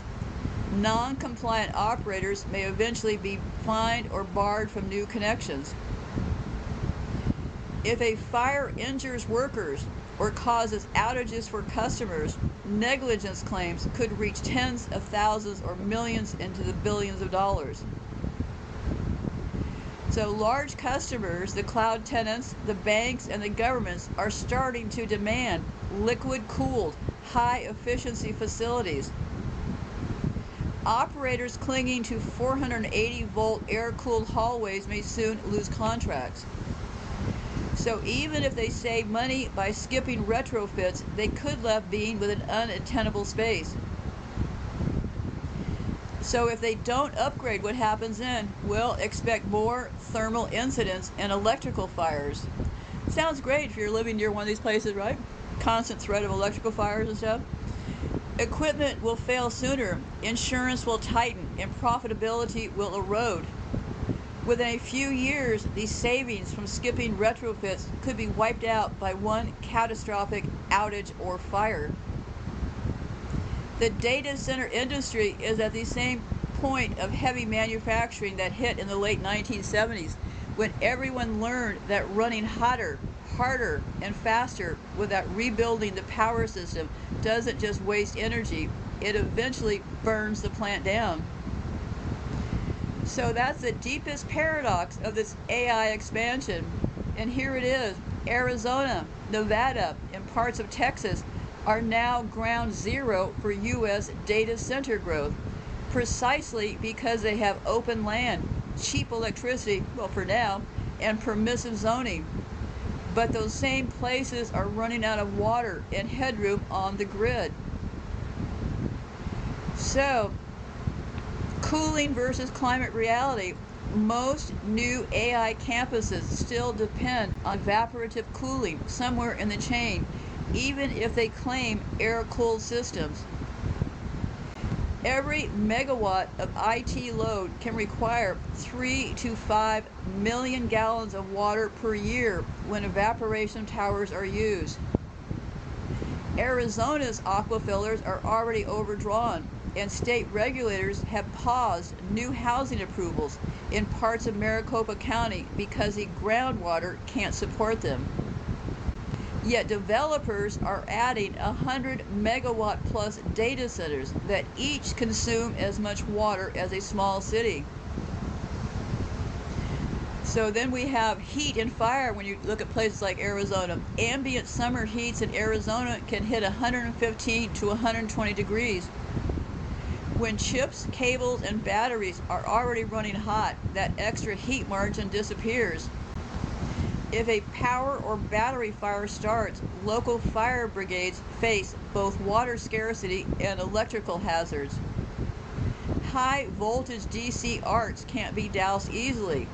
They often require special foam or inert gas suppression, which most municipalities don't have at scale.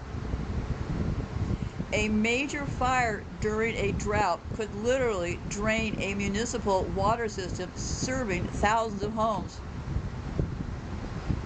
So yeah, people are trying to warn. Arizona's main utilities are warning that AI power demand may triple their 10-year forecast. To keep up, they need new natural gas peakers or nuclear expansion, both water intensive. Each new data center cluster competes with residential and agricultural water allocations, and the tightness are spiraling right now. So if water shortages restrict cooling capacity, data halls derate their load. GPU performance drops. So operators tempted to push through are going to risk thermal runaway events like fires, arc faults, or melting bus bars. Without cooling water, even emergency suppression systems lose effectiveness, making fire simultaneously more likely and harder to stop.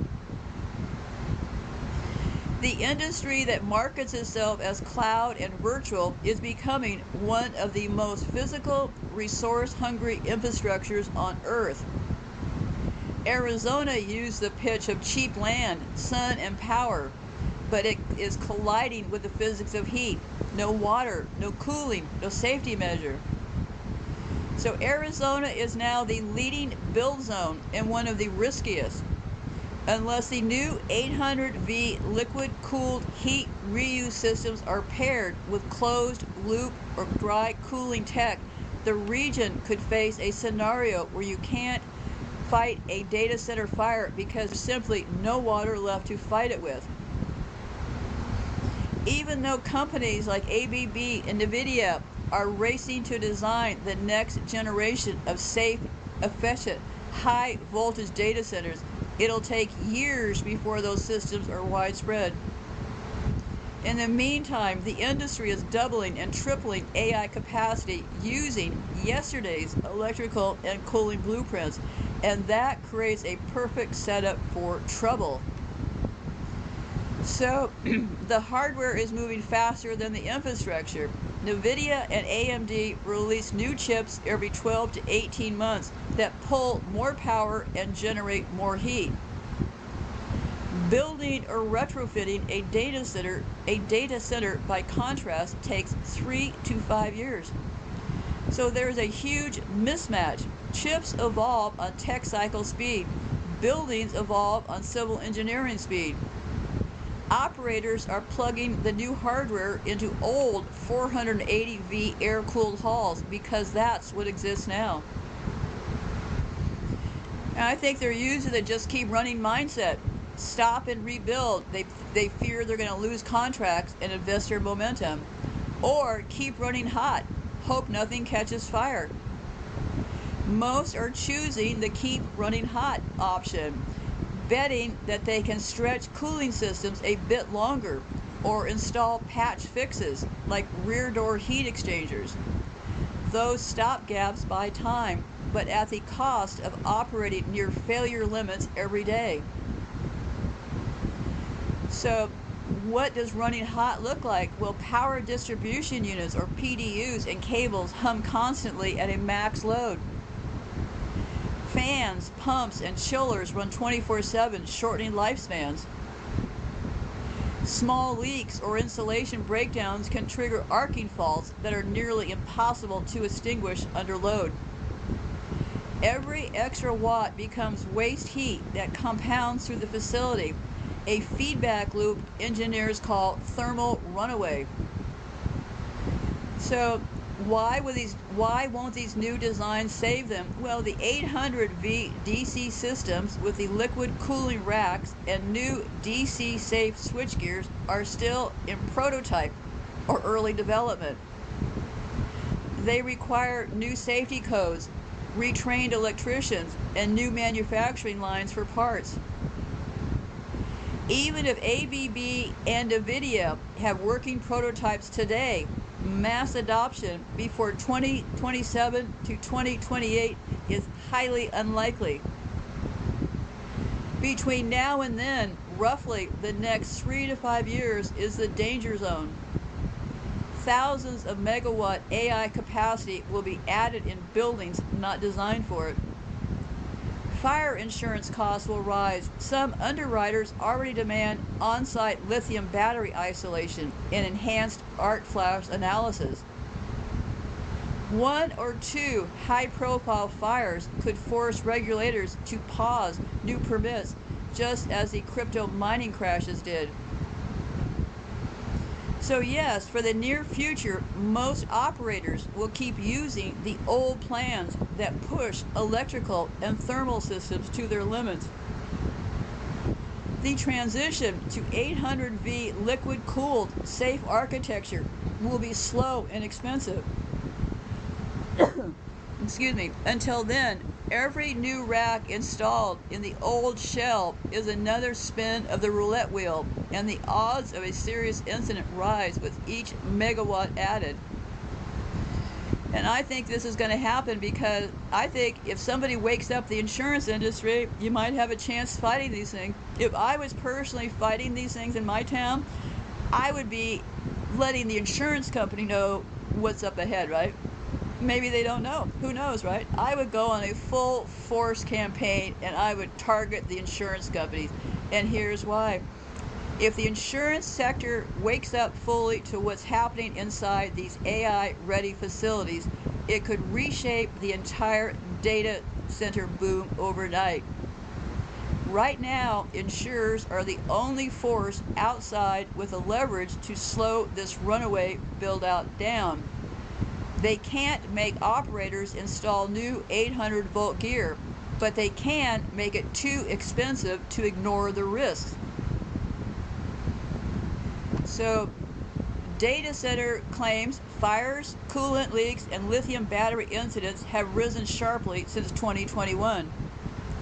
A single hall fire can cost 100 to 500 million in equipment loss and business interruption payouts.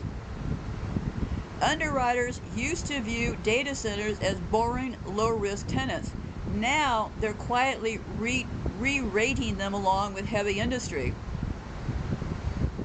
Carriers such as FM Global, AIG, and Munich Re are revising underwriting policies to factor in power density per rack, presence of liquid cooling and how it's isolated, use of lithium and UPS batteries. Many require fire-rated rooms or gas suppression. They're also looking into electrical fault current and arc flash studies, updated for 800V systems. So insurers may start to demand detailed engineering documentation before renewal, something many operators never had to provide before. And that's exactly why I would shock their heads off with this data. All you have to do is go look at the data I have on my website, come up with a nice little couple paragraph thing, and start blasting all these insurance companies. I have them all listed right there. Anybody can take charge. I'm leaving the game board. Somebody needs to pick up this mess. So premium shock is likely. Premiums for outdated air-cooled 480V facilities could jump as high as 30 to 100%. Deductions for fire or electrical failure may soar into 8 figures. Some underwriters, if they have the right information, may refuse coverage entirely for sites exceeding thermal or electrical thresholds. Without coverage, the banks won't finance expansion and tenants won't sign leases, effectively freezing projects until upgrades occur. Yeah, put a big stick in their wheel, right? So, operators that convert to liquid cooling loops, install DC fault protection gear, and provide real-time thermal monitoring can present themselves as preferred risk customers and lock in lower rates. That carrot will push these smarter players to modernize sooner, not later. So if insurers collectively decide they're done underwriting megawatt per rack air-cooled halls, the retrofit wave will start immediately. Not because regulators ordered it, but because with no insurance, there is no financing.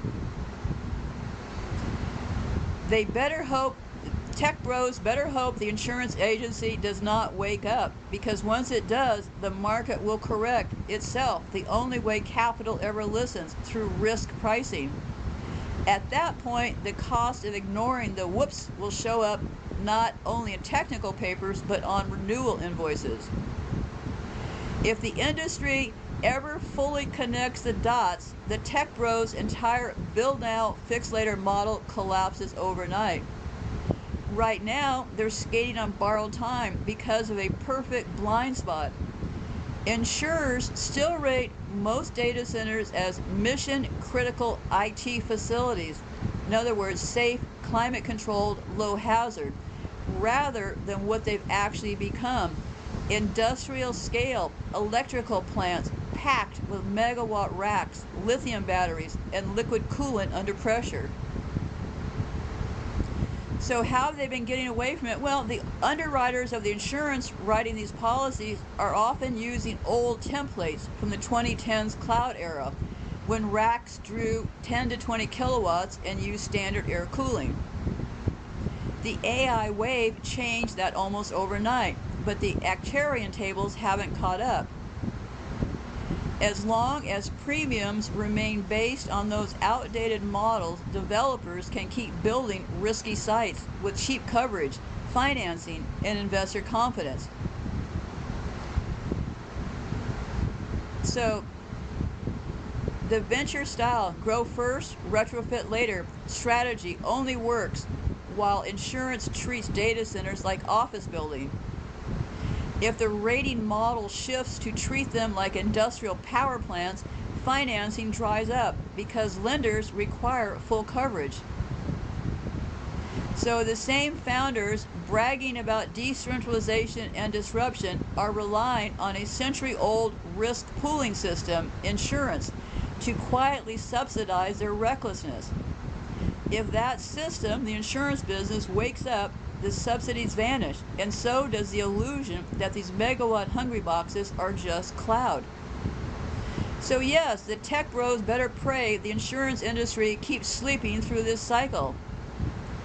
Because the moment an underwriter starts running the real math on 800 VDC liquid coolant and 120 Fahrenheit desert heat, the next headline won't be AI boom continues. It will be coverage withdrawn, projects halted until safety retrofits complete.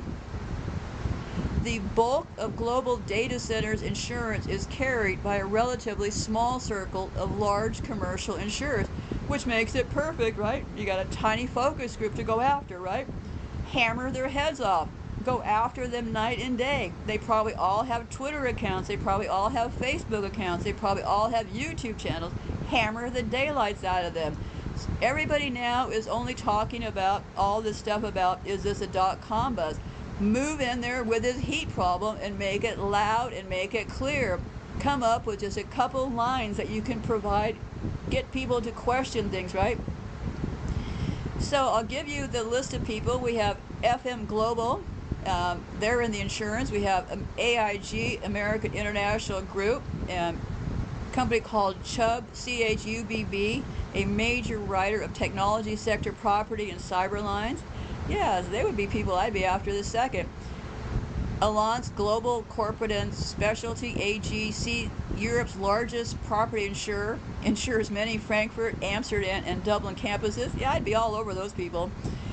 AXA XL, strong presence in the UK and continental Europe, has developed combined property and cyber packages tailored to co-location providers.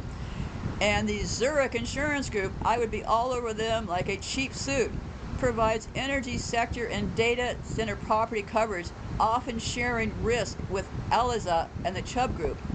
Active in Nordic and U.S. Southwest markets. There they are. They're right there in Arizona, right?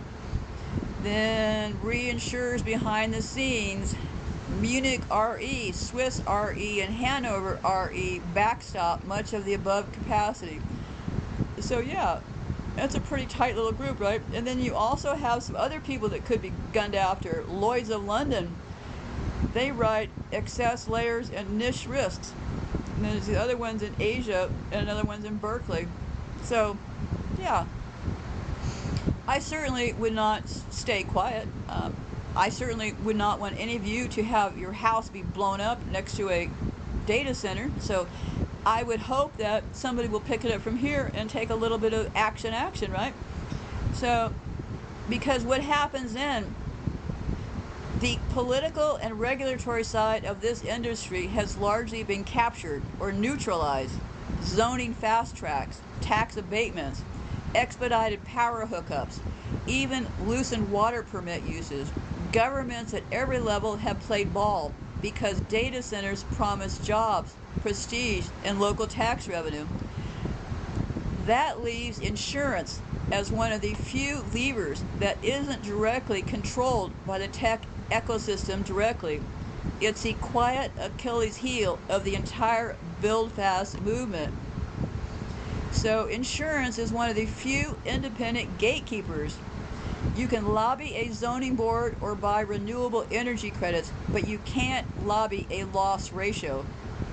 If insurers' payouts exceeded premiums, the math forces them to raise rates, demand new safety standards, or pull coverage.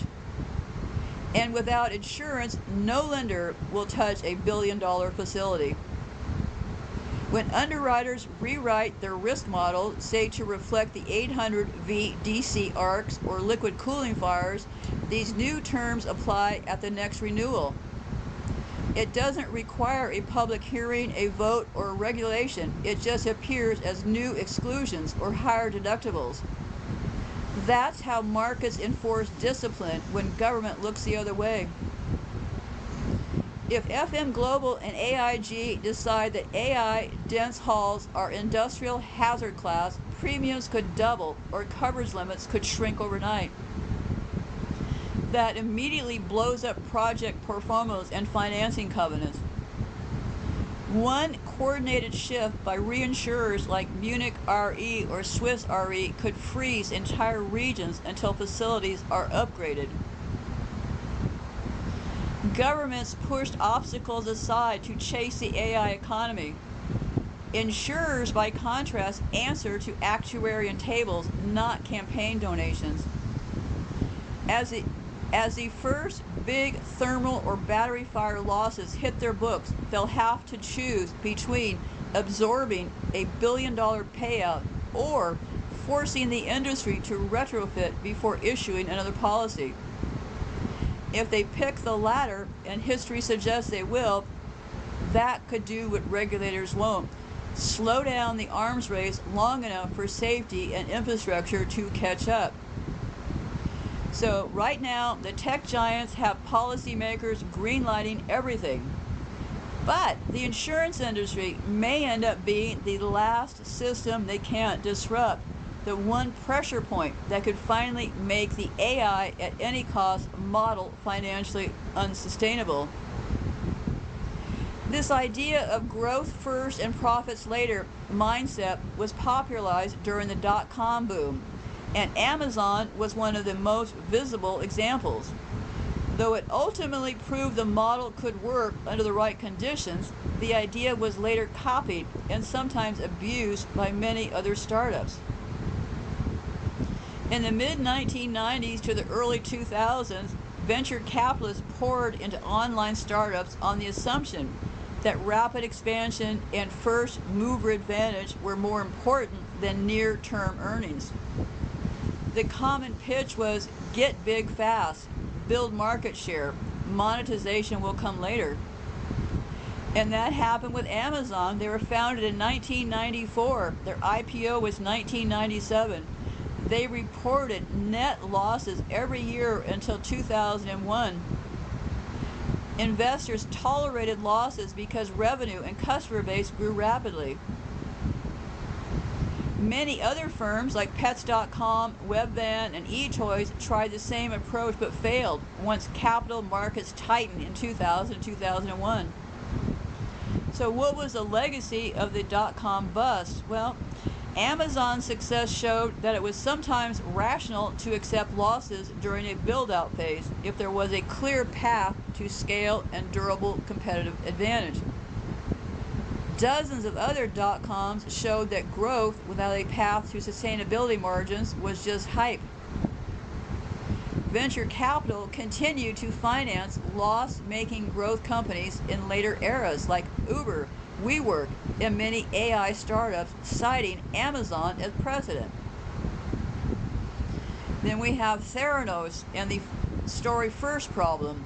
Theranos was founded in 2003, is an example of how the fund the vision mentality can be abused. It raised more than $700 million by promoting revolutionary blood testing technology without delivering workable science. Unlike Amazon, which had a real business model, the e-commerce logistics, Theranos was built on unverified claims. The willingness of investors to believe in a rosy future story rather than present-day evidence had roots in the speculative culture of the late 1990s and early 20s. So today, some AI firms are again running huge losses in pursuit of scale, while pitching a future of enormous addressable markets. The lesson from the dot-com era is that not all growth is valuable. Without a clear technical and economic path, growth first can collapse when capital gets expensive. So the growth over profit mindset gained legitimacy in the dot-com period because of the early success of firms like Amazon. But it also lowered the bar for evidence required by investors in later decades, which made it easier for fraudulent or overly optimistic ventures like Theranos to raise huge sums. Well, this is also, keep in mind, this is just my view. Silicon Valley is nothing more than a magic trick and a pump and dump, right? Run by a bunch of liars, right? So history shows that separating visionary losses for real scale-up like Amazon from hype-driven losses with no visible core technology like Theranos is crucial. So then, of course, they came along with the word unicorn. The term unicorn became a powerful branding device for startups, and it did help make extremely high valuations look more palatable and even desirable. The unicorn term was coined in 2013 by venture capitalist Eileen Lee, founder of Cowboy Ventures. She used it to describe rare, privately held startups valued at $1 billion or more. At the time, there were only a few dozen such companies worldwide. The unicorn label was meant to suggest they were especially rare. But as unicorn funding and venture capital funding surged in the mid-2010s, especially for the growth-first startups, the unicorn label became a badge of honor. Founders used it in pitches, and journalists used it in headlines. The word signaled to investors and employees that a startup had joined an elite club, encouraging fear of missing out or the FOMO. By 2020 or 2021, there were well over 1,000 unicorns, making the term somewhat ironic. The unicorn label helped normalize very high valuations even for companies with no profits and sometimes limited revenue. It made pre-profit rapid growth seem not only legitimate but aspirational, in effect, in a marketing frame for speculative investment. This mindset traces back to the dot-com era, where future scale was valued over current earnings, but the unicorn concept gave it a catchy, PR-friendly hook. So many early-stage AI companies now carry multi-billion-dollar valuations before proving sustainable margins. Gee, I feel like I'm in a Groundhog Day. Is this really a Groundhog Day episode? The unicorn term started as a descriptive metaphor for rarity became. Start over. The unicorn term started as a descriptive metaphor for rarity, but quickly became a marketing device that legitimized sky-high valuations and delayed focus on profitability. Yeah, and just like magic, right? Just like a good magic act. It's like that old carnival barker. Hey, step right up, step right up. They're no different than carnival barkers and expensive T-shirts and expensive cars, right? It illustrates how language and storytelling can shape investor psychology, often blurring the line between genuine breakthrough potential and speculative excess. So, where's the pattern here? Well, across many booms, we had the railroads in the 19th century, radios in the 1920s, dot-coms in the 1990s, biotech in the 2010s. The cycle often looks like this. A genuine new technology appears, like the internet, genomic sequencing, or large-scale AI models. A compelling story is told. The technology will transform entire industries. Founders and investors pitch aggressive growth narratives, often with little detail about business fundamentals or physical constraints. Capital floods in. Early successes encourage even riskier bets. The limits of physics, infrastructure, regulation, or consumer adoption show it up. The most overstretched pairs will then collapse. The strongest will adapt and survive. The tall tale is often an exaggeration of a plausible future, rather than a total fabrication.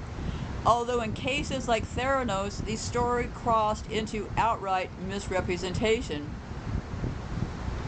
So we had the dot-com era. Eyeballs equal revenue, and get big fast encourage startups to spend heavily on marketing with no clear path to profit. Dozens of firms went public on little more than a website and projections. Then the unicorn era, 2010s, valuations of $1 billion and more were framed as a milestone of legitimacy, even for pre-revenue firms. Then we have the AI build-out. The race for ever larger models and data centers is promoted as inevitable and transformative. Some infrastructure challenges, such as heat and power limits in GPU facilities, get much less attention in investor pitches. Storytelling attracts capital more easily than technical specifications. In a rising market environment with cheap money, investors fear missing out more than they fear being misled. This encourages founders to emphasize grand visions and defer questions about feasibility or cost. So there's a long historical precedent for hype-driven funding waves coming right out of Silicon Valley. Some of the best-known, most successful firms like Amazon really did need years to scale. Others simply burned cash and vanished. The challenge for both investors and the public is to separate transformative bets from speculative stories. So there's always massive market losses between March 2000 and October 2002. The NASDAQ Composite Index fell nearly 78%, erasing trillions of dollars in paper wealth. Investors who had bought shares in overvalued startups lost much or all of their capital. Many venture capital firms took heavy losses and tightened funding for years. So then thousands of dot-com companies shut down. Many had rushed to market without sustainable business models or revenue. Some even better known names like Pets.com, Webvan, or eToys collapsed.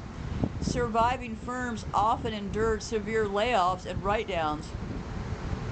Hundreds of thousands of tech workers lost jobs at startups, and related service industries folded. Cities and regions that had boomed with the dot-com build-out, like San Francisco, San Jose, Austin, and Seattle, saw a sharp drop in commercial real estate prices and local tech tax revenues. The crash led to venture funding freeze that lasted several years. Gee, how quickly we forget, right? Startups with genuinely promising ideas sometimes struggled to raise money because investors were wary of another speculative frenzy. Public markets were largely closed to new tech listings until the mid-2000s. During the bubble, companies overbuilt data center space, web hosting facilities, and telecom fiber optic lines. When demand didn't materialize as fast as hoped, this created overcapacity and price collapse in web hosting and bandwidth. Some of that dark fiber eventually became an asset for their later growth of cloud computing, but at the time it was a sunk cost. So then they had the erosion of investor trust. The bust made public markets more skeptical of young tech firms. Accounting scandals like Enron and WorldCom, although not strictly .coms, complicated mistrust. Analysts and bankers faced criticism for hyping unprofitable companies. The .com bust didn't stop the internet revolution, but it wiped out unsustainable players, delayed innovation funding for several years, inflicted significant losses on investors and workers, and highlighted that hype cannot substitute for viable economics. So they just use that pitch. If a website can attract enough visitors, profits will inevitably follow. So advertising markets were far smaller than projected. Traffic alone didn't cover infrastructure and marketing costs. Many firms burned through cash without a path to monetization. So the pitch was being first to market was believed to lock in consumer loyalty and discourage competitors. So of course it failed because competitors could copy or improve their concept, like Yahoo versus Google, Webvan versus later grocery delivery firms. Many first movers ran out of cash before they could scale. So yeah, so they did all these pitches, and the .com thing pretty much failed, and then of course they tightened up, and here we are back again, right? So both the .com boom from 1995 to 2000 and the AI surge in the 2020s were fueled by bold narratives that promised to transform industries. In both cases, marketing and investor enthusiasm outpaced the realities of infrastructure and engineering. So yes, they really have a lot of similarities, right? And now they're getting even crazier. I just read the other day that Amazon founder Jeff Bezos is proposing that data centers let me stop laughing here. Excuse me, I'm trying to be serious here. Amazon founder and executive chair Jeff Bezos predicted last Friday that gigawatt-scale data centers will be built in space within the next 10 to 20 years, and that continuously available solar energy meant that they would eventually outperform those based on Earth. He was speaking at an Italian Tech Week in Turin, Italy. Bezos often compared the surge in artificial intelligence to the internet boom of the early 2000s, urging optimism despite the risk of speculative bubbles. So yes, he said these giant training clusters, those will be better built in space because we have solar power there 24/7. There are no clouds and no rain, no weather, Bezos said in a public conversation. We will be able to beat the cost of terrestrial data centers in space in the next couple of decades. Bezos said the shift to space infrastructure is part of the broader trend of using space to improve life on Earth. And I don't know why. At that point, I would think the entire audience would have broken out laughing hysterically, right? Data centers in space? Well, first they need to address some basic issues like what do you mean, like the radiation belt? You can't get through that radiation belt. It's called the Van Allen belt. We need to stop being so stupid. We need to learn these things, right? So when somebody says something totally stupid like, oh, we're going to do it in space, your brain should immediately go, no, that's not even possible. That guy's a full stop liar, right? We have the Van Allen belts, 2, sometimes 3 donut-shaped regions of trapped charged particles around Earth. The inner belt, 600 to 6,000 miles altitude, very high energy protons. The outer belt is 8,000 to 37,000 miles altitude, high energy electrons.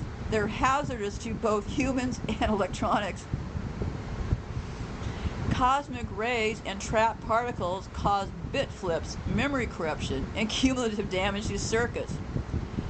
So, and for the humans going to travel to work on these data centers, they're having to go through unprotected passage, means lethal radiation exposure. So, that's why satellites normally fly below the belts or go above and beyond the belts. And they also claim they can make quick passes through, but that's not how radiation works. You can run through a burning building. They're acting like, well, you can run through a burning building and not get caught on fire. Well, not exactly how things work, right? So, and why space data centers appeal? Well, because of cooling and all that, but first of all, we need to understand that there's something kind of insane about most of these people, right? I mean, I personally, I hear these people talk and my brain immediately freezes up. I think, my goodness, how do these people ever get in charge? So, because Bezos' pitch may sound visionary, but persistent, large-scale data centers inside the Earth orbit face brutal radiation challenges. So, yeah, and then we have the undersea.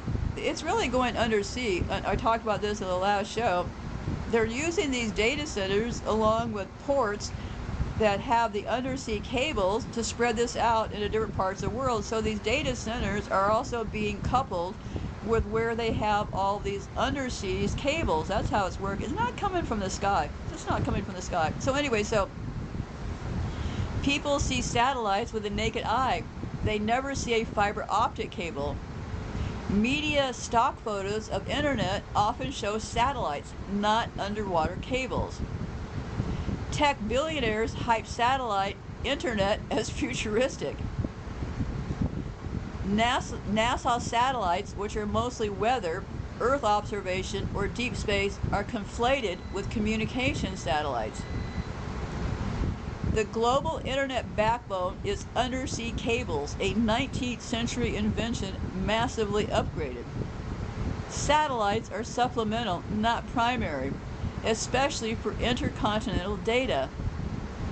This misconception makes it easy for governments or companies to frame satellite control as controlling the internet, when in reality, they'd still need to control cable landings and infrastructure. So, and then Bezos went on to make a couple of other really crazy statements. He said, well, it's already happening with weather satellites. It has already happened with communication satellites. The next step is going to be data centers and then other kinds of manufacturing. And he overlooks that crazy radiation belt, right? So, it's really, that's why I think this thing is like a big magic trick, right? There's this illusion of knowledge. People see satellites in the sky and news footage of NASA launches, so it feels obvious that's where their internet comes from. They've heard beam from space since the 1990s with dish TV ads, satellite phones, science shows. Familiarity starts to feel like the truth. If my teacher, news anchor, or favorite YouTuber says it's from satellites, correcting this feels like you're calling them gullible. They defend the person or group they trust, not the claim itself. When you present contradictory evidence, some people become even more certain of their belief to protect their own self-image. But the reality, 99% of intercontinental internet traffic is undersea cables. But the belief is that NASA satellites beam the internet to my phone. The truth about satellites, they're a niche access technology. Their entire capacity is a tiny fraction of a single undersea cable. And now we're going to dig into this deal with all this password stuff, all this encryption. I tracked down the source. The Wonderland Club was an international online child sex abuse material, or CSAM, ring that operated in the mid-1990s. It's really the first CSAM ring that I think we can find here. It came to light as the internet made it easier for offenders to exchange images. The group's name came from the password protected online, Wonderland, forums and servers they use. And here's how it worked. To stay in the club, each member had to contribute new illegal images of abuse to the shared collection, a system that perpetuated the production of more material. Members used early encryption and secure servers to avoid detection. At its height, it had hundreds of members in more than a dozen countries. Well, they had an Operation Cathedral in 1998, which was led by the UK National Crime Group, the FBI, and Interpol. And they made some raids starting on 2 September 1998. Around 1,500 officers carried out simultaneous raids. 104 suspects were arrested worldwide. Police seized over 750,000 illegal images and videos. And this is where I think they got the idea for all this child sex abuse materials. So, and this was the only case that I found that actually, people really went out, or they supposedly went out to try to enforce things, and they arrested all those suspects. But many leading members were prosecuted and jailed in the US, UK, Australia, and other countries. What this case showed was that the internet was being used not just by isolated individuals, but by organized networks. Encryption and data anonymity could be used to hide crimes. Boy, what a revelation, right? So there was a policy impact and accelerated legal reforms in the UK and elsewhere to criminalize possession of digital child abuse images. So that's where it all got started. And that led to better international law enforcement cooperation and to the creation of specialized cybercrime and child protection units. And it led to nobody getting charges, right? So they blew up in that case. Well, and then ever since then, I can't find anybody getting arrested for anything. So it was entirely an online exploitation network, and Operation Cathedral was a landmark in exposing and dismantling such rings. So law enforcement used the 1998 Wonderland case and similar investigations to impede lawful investigations of CSAM and other crimes. Privacy and security advocates argue that weakening or banning encryption would harm ordinary users, making everyone's data vulnerable. So yeah, that's where they came up with this policy update saying, oh, we got to encrypt it all. So encryption for ordinary users or mainstream platforms came years after the Wonderland case, but that is where it came from. The case in 1998 involved specialized criminal use of encryption. Facebook and similar sites did not have full encryption browsing or messaging until 2010 to 2016. The industry shifted by user privacy and cybersecurity concerns. Yeah, they're so worried about us, right? So messengers like WhatsApp, Apple Message, they all became end-to-end encryption. But here's where it got really triggered. Edward Snowden. Before 2013, the main concern about encryption in public debate was its possible misuse by criminals. After 2013, privacy from mass government surveillance became a mainstream argument for stronger encryption. This created a continuous going dark debate between governments seeking lawful access to data and privacy security advocates. So enters Edward Snowden. Who in the heck is he or she? Well, Glenn Greenwald, remember Glenn Greenwald, the guy that was having gay, rough sex, bondage sex at his house, licking stuff off his floor while he was wearing leather apparels? Yeah, that same Glenn Greenwald is the one who leaked, the guy who leaked his gay sex. He was shown in chains and leather attire doing gay sex acts and supposedly leaked, and he was licking stuff off the floor. Yeah, that guy, Glenn Greenwald. He was the one who introduced us to Snowden. They're all operatives, okay? But Snowden did not invent encryption or create the push for privacy on his own. His 2013 disclosures accelerated an ongoing trend by showing that even lawful users' data could be intercepted when it was unencrypted. Wasn't that clever, right? So that pushed the change. So then what happens? 2010, 2012, they start doing encryption, right? So the pedophiles and stuff can now creep around on their own. And it all started with Edward Snowden and that Glenn Greenwald. Glenn Greenwald, what a shaky character, right? Totally government control, right? I mean, I'm sure they leaked that video of him licking stuff off the floor and having gay sex and leather stuff was all on purpose, but this is the character of these people running things, right?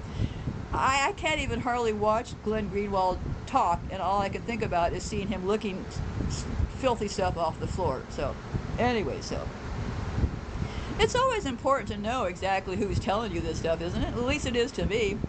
So let's talk a little bit about Pornhub. I believe 100% that Pornhub was the one who primed the pump. Remember, they claim that all these images, these child sex abuse images, all cropped up, right? Out of nowhere. All these images show up, right? Well, and it's all children in their bedrooms. Well, I think I know where they came from. In December 2020, Pornhub announced that it would remove all videos uploaded by unverified users and restrict future uploads to only verified users.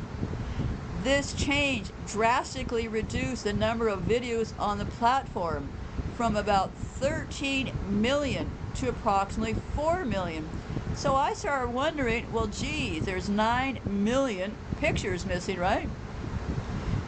The purge was widely reported as a response to allegations that Pornhub had hosted non-consensual abusive or illegal content, including child sexual abuse materials. So, then we have the rise in self-generated child sex abuse materials. Where did they all come from? Well, I think they came out of Pornhub, because Pornhub never said. So what happened was this. I've talked about this extensively. So Pornhub, just to recap, Pornhub got caught by Bill Ackman and that blonde woman Lila. So Pornhub had to clean up their act. It was too hot in that kitchen, right? So when Pornhub lost the financing, they couldn't get the credit card companies to still finance their stuff. They decided they had to get rid of all these extra porn things, right? Well, nobody knows where they went. Nobody. Absolutely nobody. So, according to them, they do not have publicly, independently verified evidence that the Pornhub purge directly caused or led to the increased production of self-generated CSAM. But I, little old Diane here, I am completely convinced that's where this whole CSAM thing got kicked off. And that's exactly why they're now putting these things in places like Poland and Romania. The overlap in timing does not necessarily prove a shift, but yeah, I see the overlap in timing as evidence, right? So the increase in 5G CSAM reports could reflect better detection. No, it reflected they got a load of millions of children images. So that also told us something about the Pornhub deal, because after they took away the 9 million children things, or non-consensual things, that only left them with about 4. So that tells me that Pornhub was definitely tilted toward these child images, right? So, and of course there's no evidence about children recording themselves. Yeah, of course not. They say the coincidence of timing. Pornhub's purge in the late 2020s, with reports of increases in self-generated CSAM between 2019 and 2020, make it plausible a few people could freely upload anonymous content on large adult platforms. Oh, excuse me, let me start over. As fewer people could freely upload anonymous content on large adult platforms, some exploiters may have shifted toward coercing or grooming children to produce content of themselves. Another possibility is that the removal of that large-scale amount of content made the existing, less traceable content more visible or easier to detect, because they claim maybe reporting increased. No, actually, I think reporting decreased. It is also possible that the rise of the CSAM was already underway independently. Well, of course, that's one other option. Or one other option, I could be completely crazy. Everybody seems to want to call me crazy, so maybe I am. Maybe I've just drummed all this up my head. So, the only publicly available numbers about the 2020 purge that I could find came from Pornhub's own statements and media reports quoting them. In December 2020, Pornhub announced it had removed all videos uploaded by unverified users or children. News outlets reported that the site's library dropped from about 13 million videos to about 4 million videos. These figures were not verified by independent investigators. There is no public audit or forensic report that I could find that confirms how many videos were removed, what those files contain, or whether they were permanently destroyed or just hidden and taken offline. So, we can't be certain the files were deleted rather than archived or removed. We don't know how many of those files were illegal content versus legal but unverified uploads. The primary source for all the numbers is Pornhub, which has a commercial interest in presenting its actions in the best possible light. And law enforcement agencies have not publicly released a full inventory or confirmation. So basically, I could find no confirmation outside of Pornhub. So pretty snazzy trick, right? Oh, we're going to get caught. Oh, let's just get rid of all the files. Oh, wait a minute, we can monetize them all. This sounds just like that Charlie Kirk thing. He's supposedly dead after a couple of days, and his so-called ex-wife, or whoever she is already talking about, she was going on, well, you know, Charlie has so much content. We have content for years that we can now monetize. They're always after that money, aren't they? So, but yeah, I couldn't find anybody to confirm what actually happened, because the story about millions of files removed is based entirely on company statements and cannot be independently verified, and I could not find a bit of it. So before the purge, Pornhub reportedly hosted about 13 million videos. After the December 2020 purge, that number dropped to roughly 4 million. That figure, an approximate loss of 9 million videos, was reported in major outlets, the New York Times, Vice, NBC News, but all of them cited Pornhub's own disclosure, not an independent audit. So yeah, I would think that because before December 2020, anyone could upload to Pornhub, which led to a huge, largely unmoderated library. Under pressure from payment processors like Visa and MasterCard and public exposés, Pornhub changed policy to allow uploads only from verified partners and performers. That policy change automatically made millions of unverified viewers ineligible to remain online, and that enormous drop. So I think it's pretty big. I mean, the criminals themselves are the only one making a statement, right? So anyway, so yeah, there's always something going on with these people, right? They're always shucking in one thing out the other. So I want to close off here, but I want to cover briefly. These people always seem to have murdered people around them also. Sam Altman, the guy from ChatGPT, the chronic psychopathic gay liar, supposedly a 26-year-old AI researcher and former OpenAI employee, Sushir Bhattacharya, left OpenAI in August 2024, publicly alleging the company was violating copyright law and ethical standards in how it was training data. In November 26, 2024, he was found dead in his San Francisco apartment. The police and medical examiner ultimately ruled his death as suicide by a self-inflicted gunshot wound. So, investigators found no clear evidence of forced entry. Toxicology reports showed that he had alcohol, amphetamines, and GHB. But let's face it, these toxicology reports, they all come from their own people. If you remember that show I did about William Colby, the ex-CIA guy, the guy I quoted who handled his supposed death said something, we kind of say what makes the family feel better. So we're dealing with some pretty big liars here, right, who control the testing. So media personalities like Tucker Carlson and Elon Musk have publicly claimed or suggested it could be murder.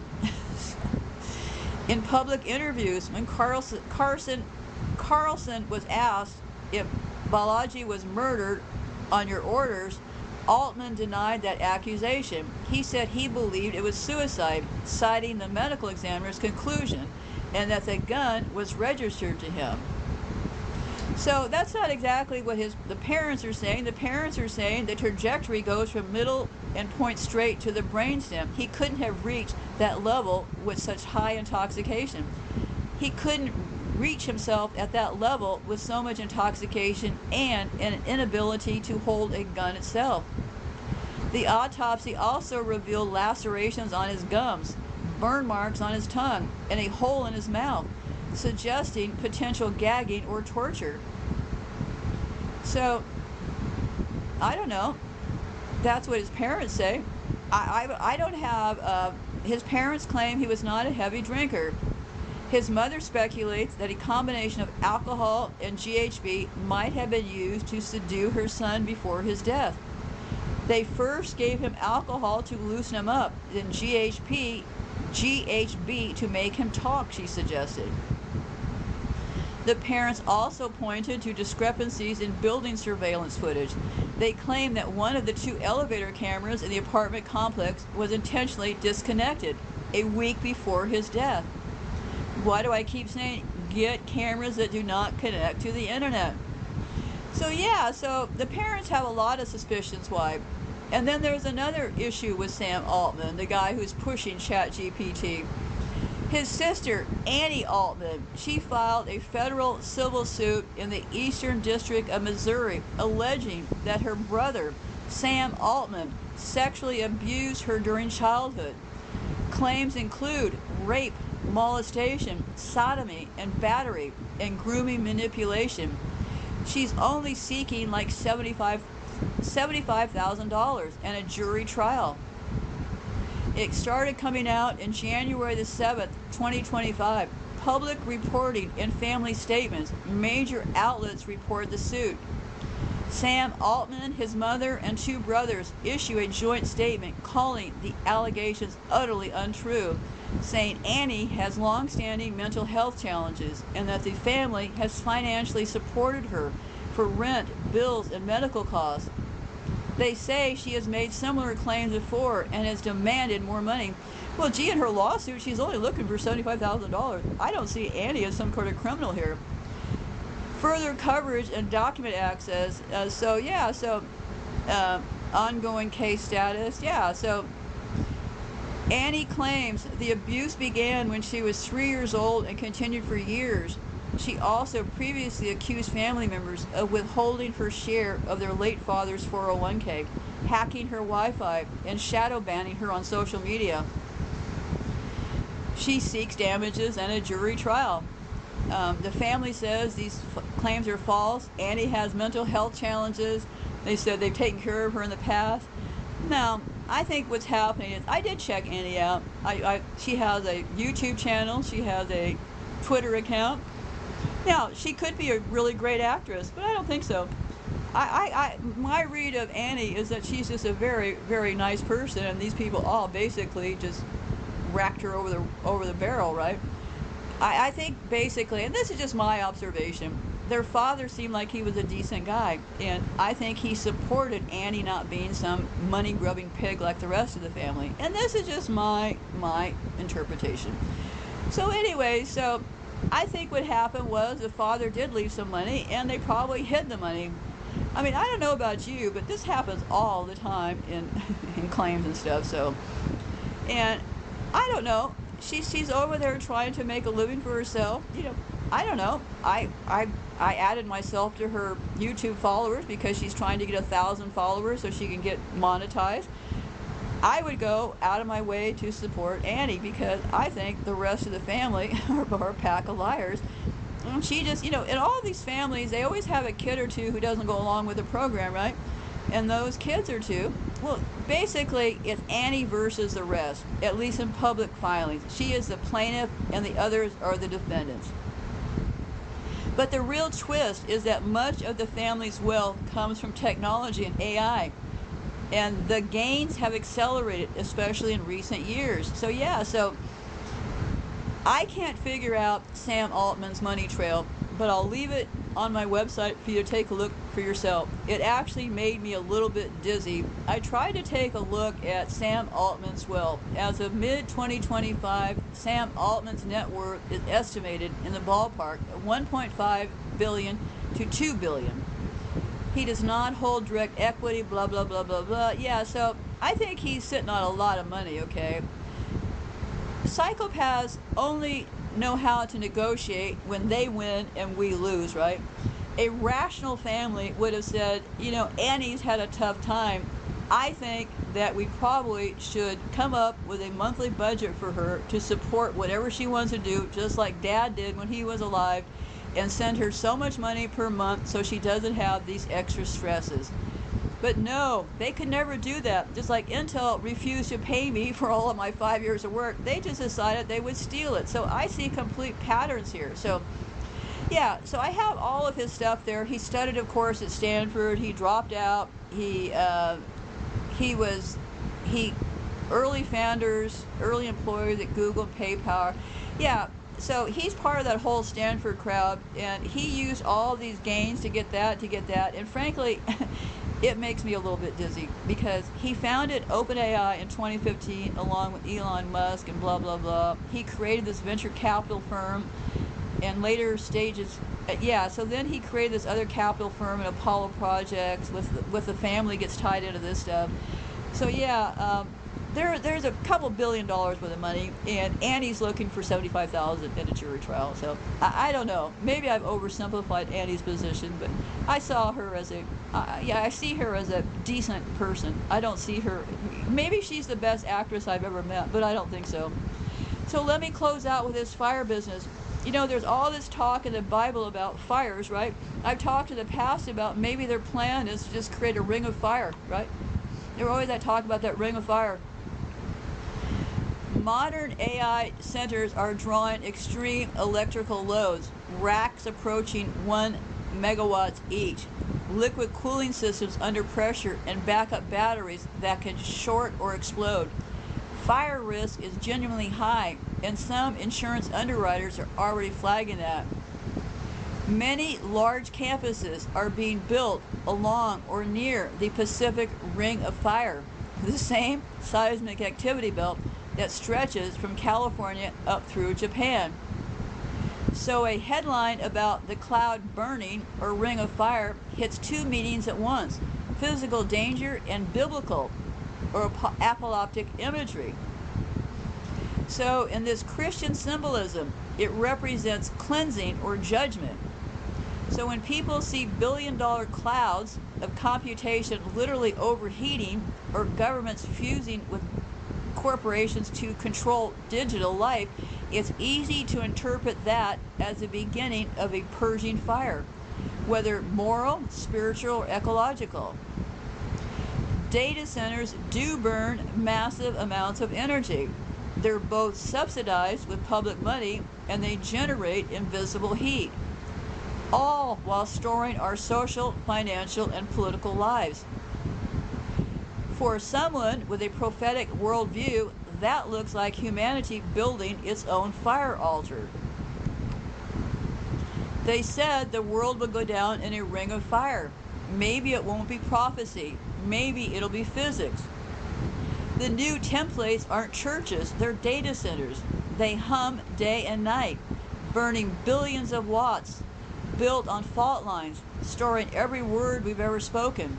And the fire is already inside the machine. And there are a lot of biblical things. Remember, they wrote that Bible, right? The cleansing fire in Peter. By the same word, the present heavens and earth are reserved for fire, being kept for the day of judgment and destruction of the ungodly. And there was another one. I will bring the third part through the fire, and will refine them as silver is refined, and will try them as gold is tried. And there's another one, the devouring of fire by Isaiah. The sinners of Zion are afraid. Fearfulness hath surprised the hypocrites. Who amongst us shall dwell with the devouring fire? Who amongst us shall dwell with the everlasting burnings? There's another one. For I, saint the Lord, will be unto her a wall of fire round about, and will be the glory in the midst of her. So this was a closing thing I could find in the Bible to the ring of fire. And what it describes is this. It describes divine fire encircling Jerusalem, a fiery boundary of both protection and judgment. And then one from Revelation. And fire came down from God out of heaven and devoured them. And the devil that deceived them was cast into the lake of fire and brimstone. As fire goes before him and burneth up his enemies around him. Because fire and famine are two of the Bible's most reoccurring warning symbols, I couldn't help but take a look. It represents judgment, purification, and imbalance between moral decay and natural consequences. They're often paired together as sequential disasters in prophetic terms. First the fire, then the famine. So, fire in the Bible almost always marked divine response to corruption or the collapse of false security. So, there was a thing in Exilius. I have poured out my indignation upon them. I have consumed them with the fire of my wrath. So yeah, there's a lot about this fire in the Bible stuff. I believe they wrote that Bible as their history to follow along now. One other one, behold the days come, that I will send a famine in the land, not a famine of bread, nor a thirst for water, but the hearing the words of the Lord. Yeah, I don't know. I think there's something with this Bible and fire thing, and fire always comes before famine. Fire literally overheating from misengineering data centers, grid strain, and drought-amplified wildfires. Then famines come from water depletion, brownouts, local economic drought as land and subsidies are absorbed by the AI cloud structures. So I would like to just close it out with this. Fire, I think, is part of it. Now, are these data centers, are they planning on having them all catch on fire? Is this part of the plan? I don't know. It seems like a pretty careless design if you ask me, but see, psychopaths don't really jive with long-term responsibilities and stuff, right? So is the major plot of these data centers to set fire to the whole world to get rid of the rest of us? Well, they're using plutonium and radiation to get rid of us. Supposedly that's the reason they're going after me, was to get rid of my DNA. So yeah, I don't find it a stretch, and I think it's something we certainly should address, because first comes the fire, then comes the famine, and somewhere between them we lost the meaning of love and called evil progress. The truth gets buried every time we call others like myself crazy or not like the rest of you.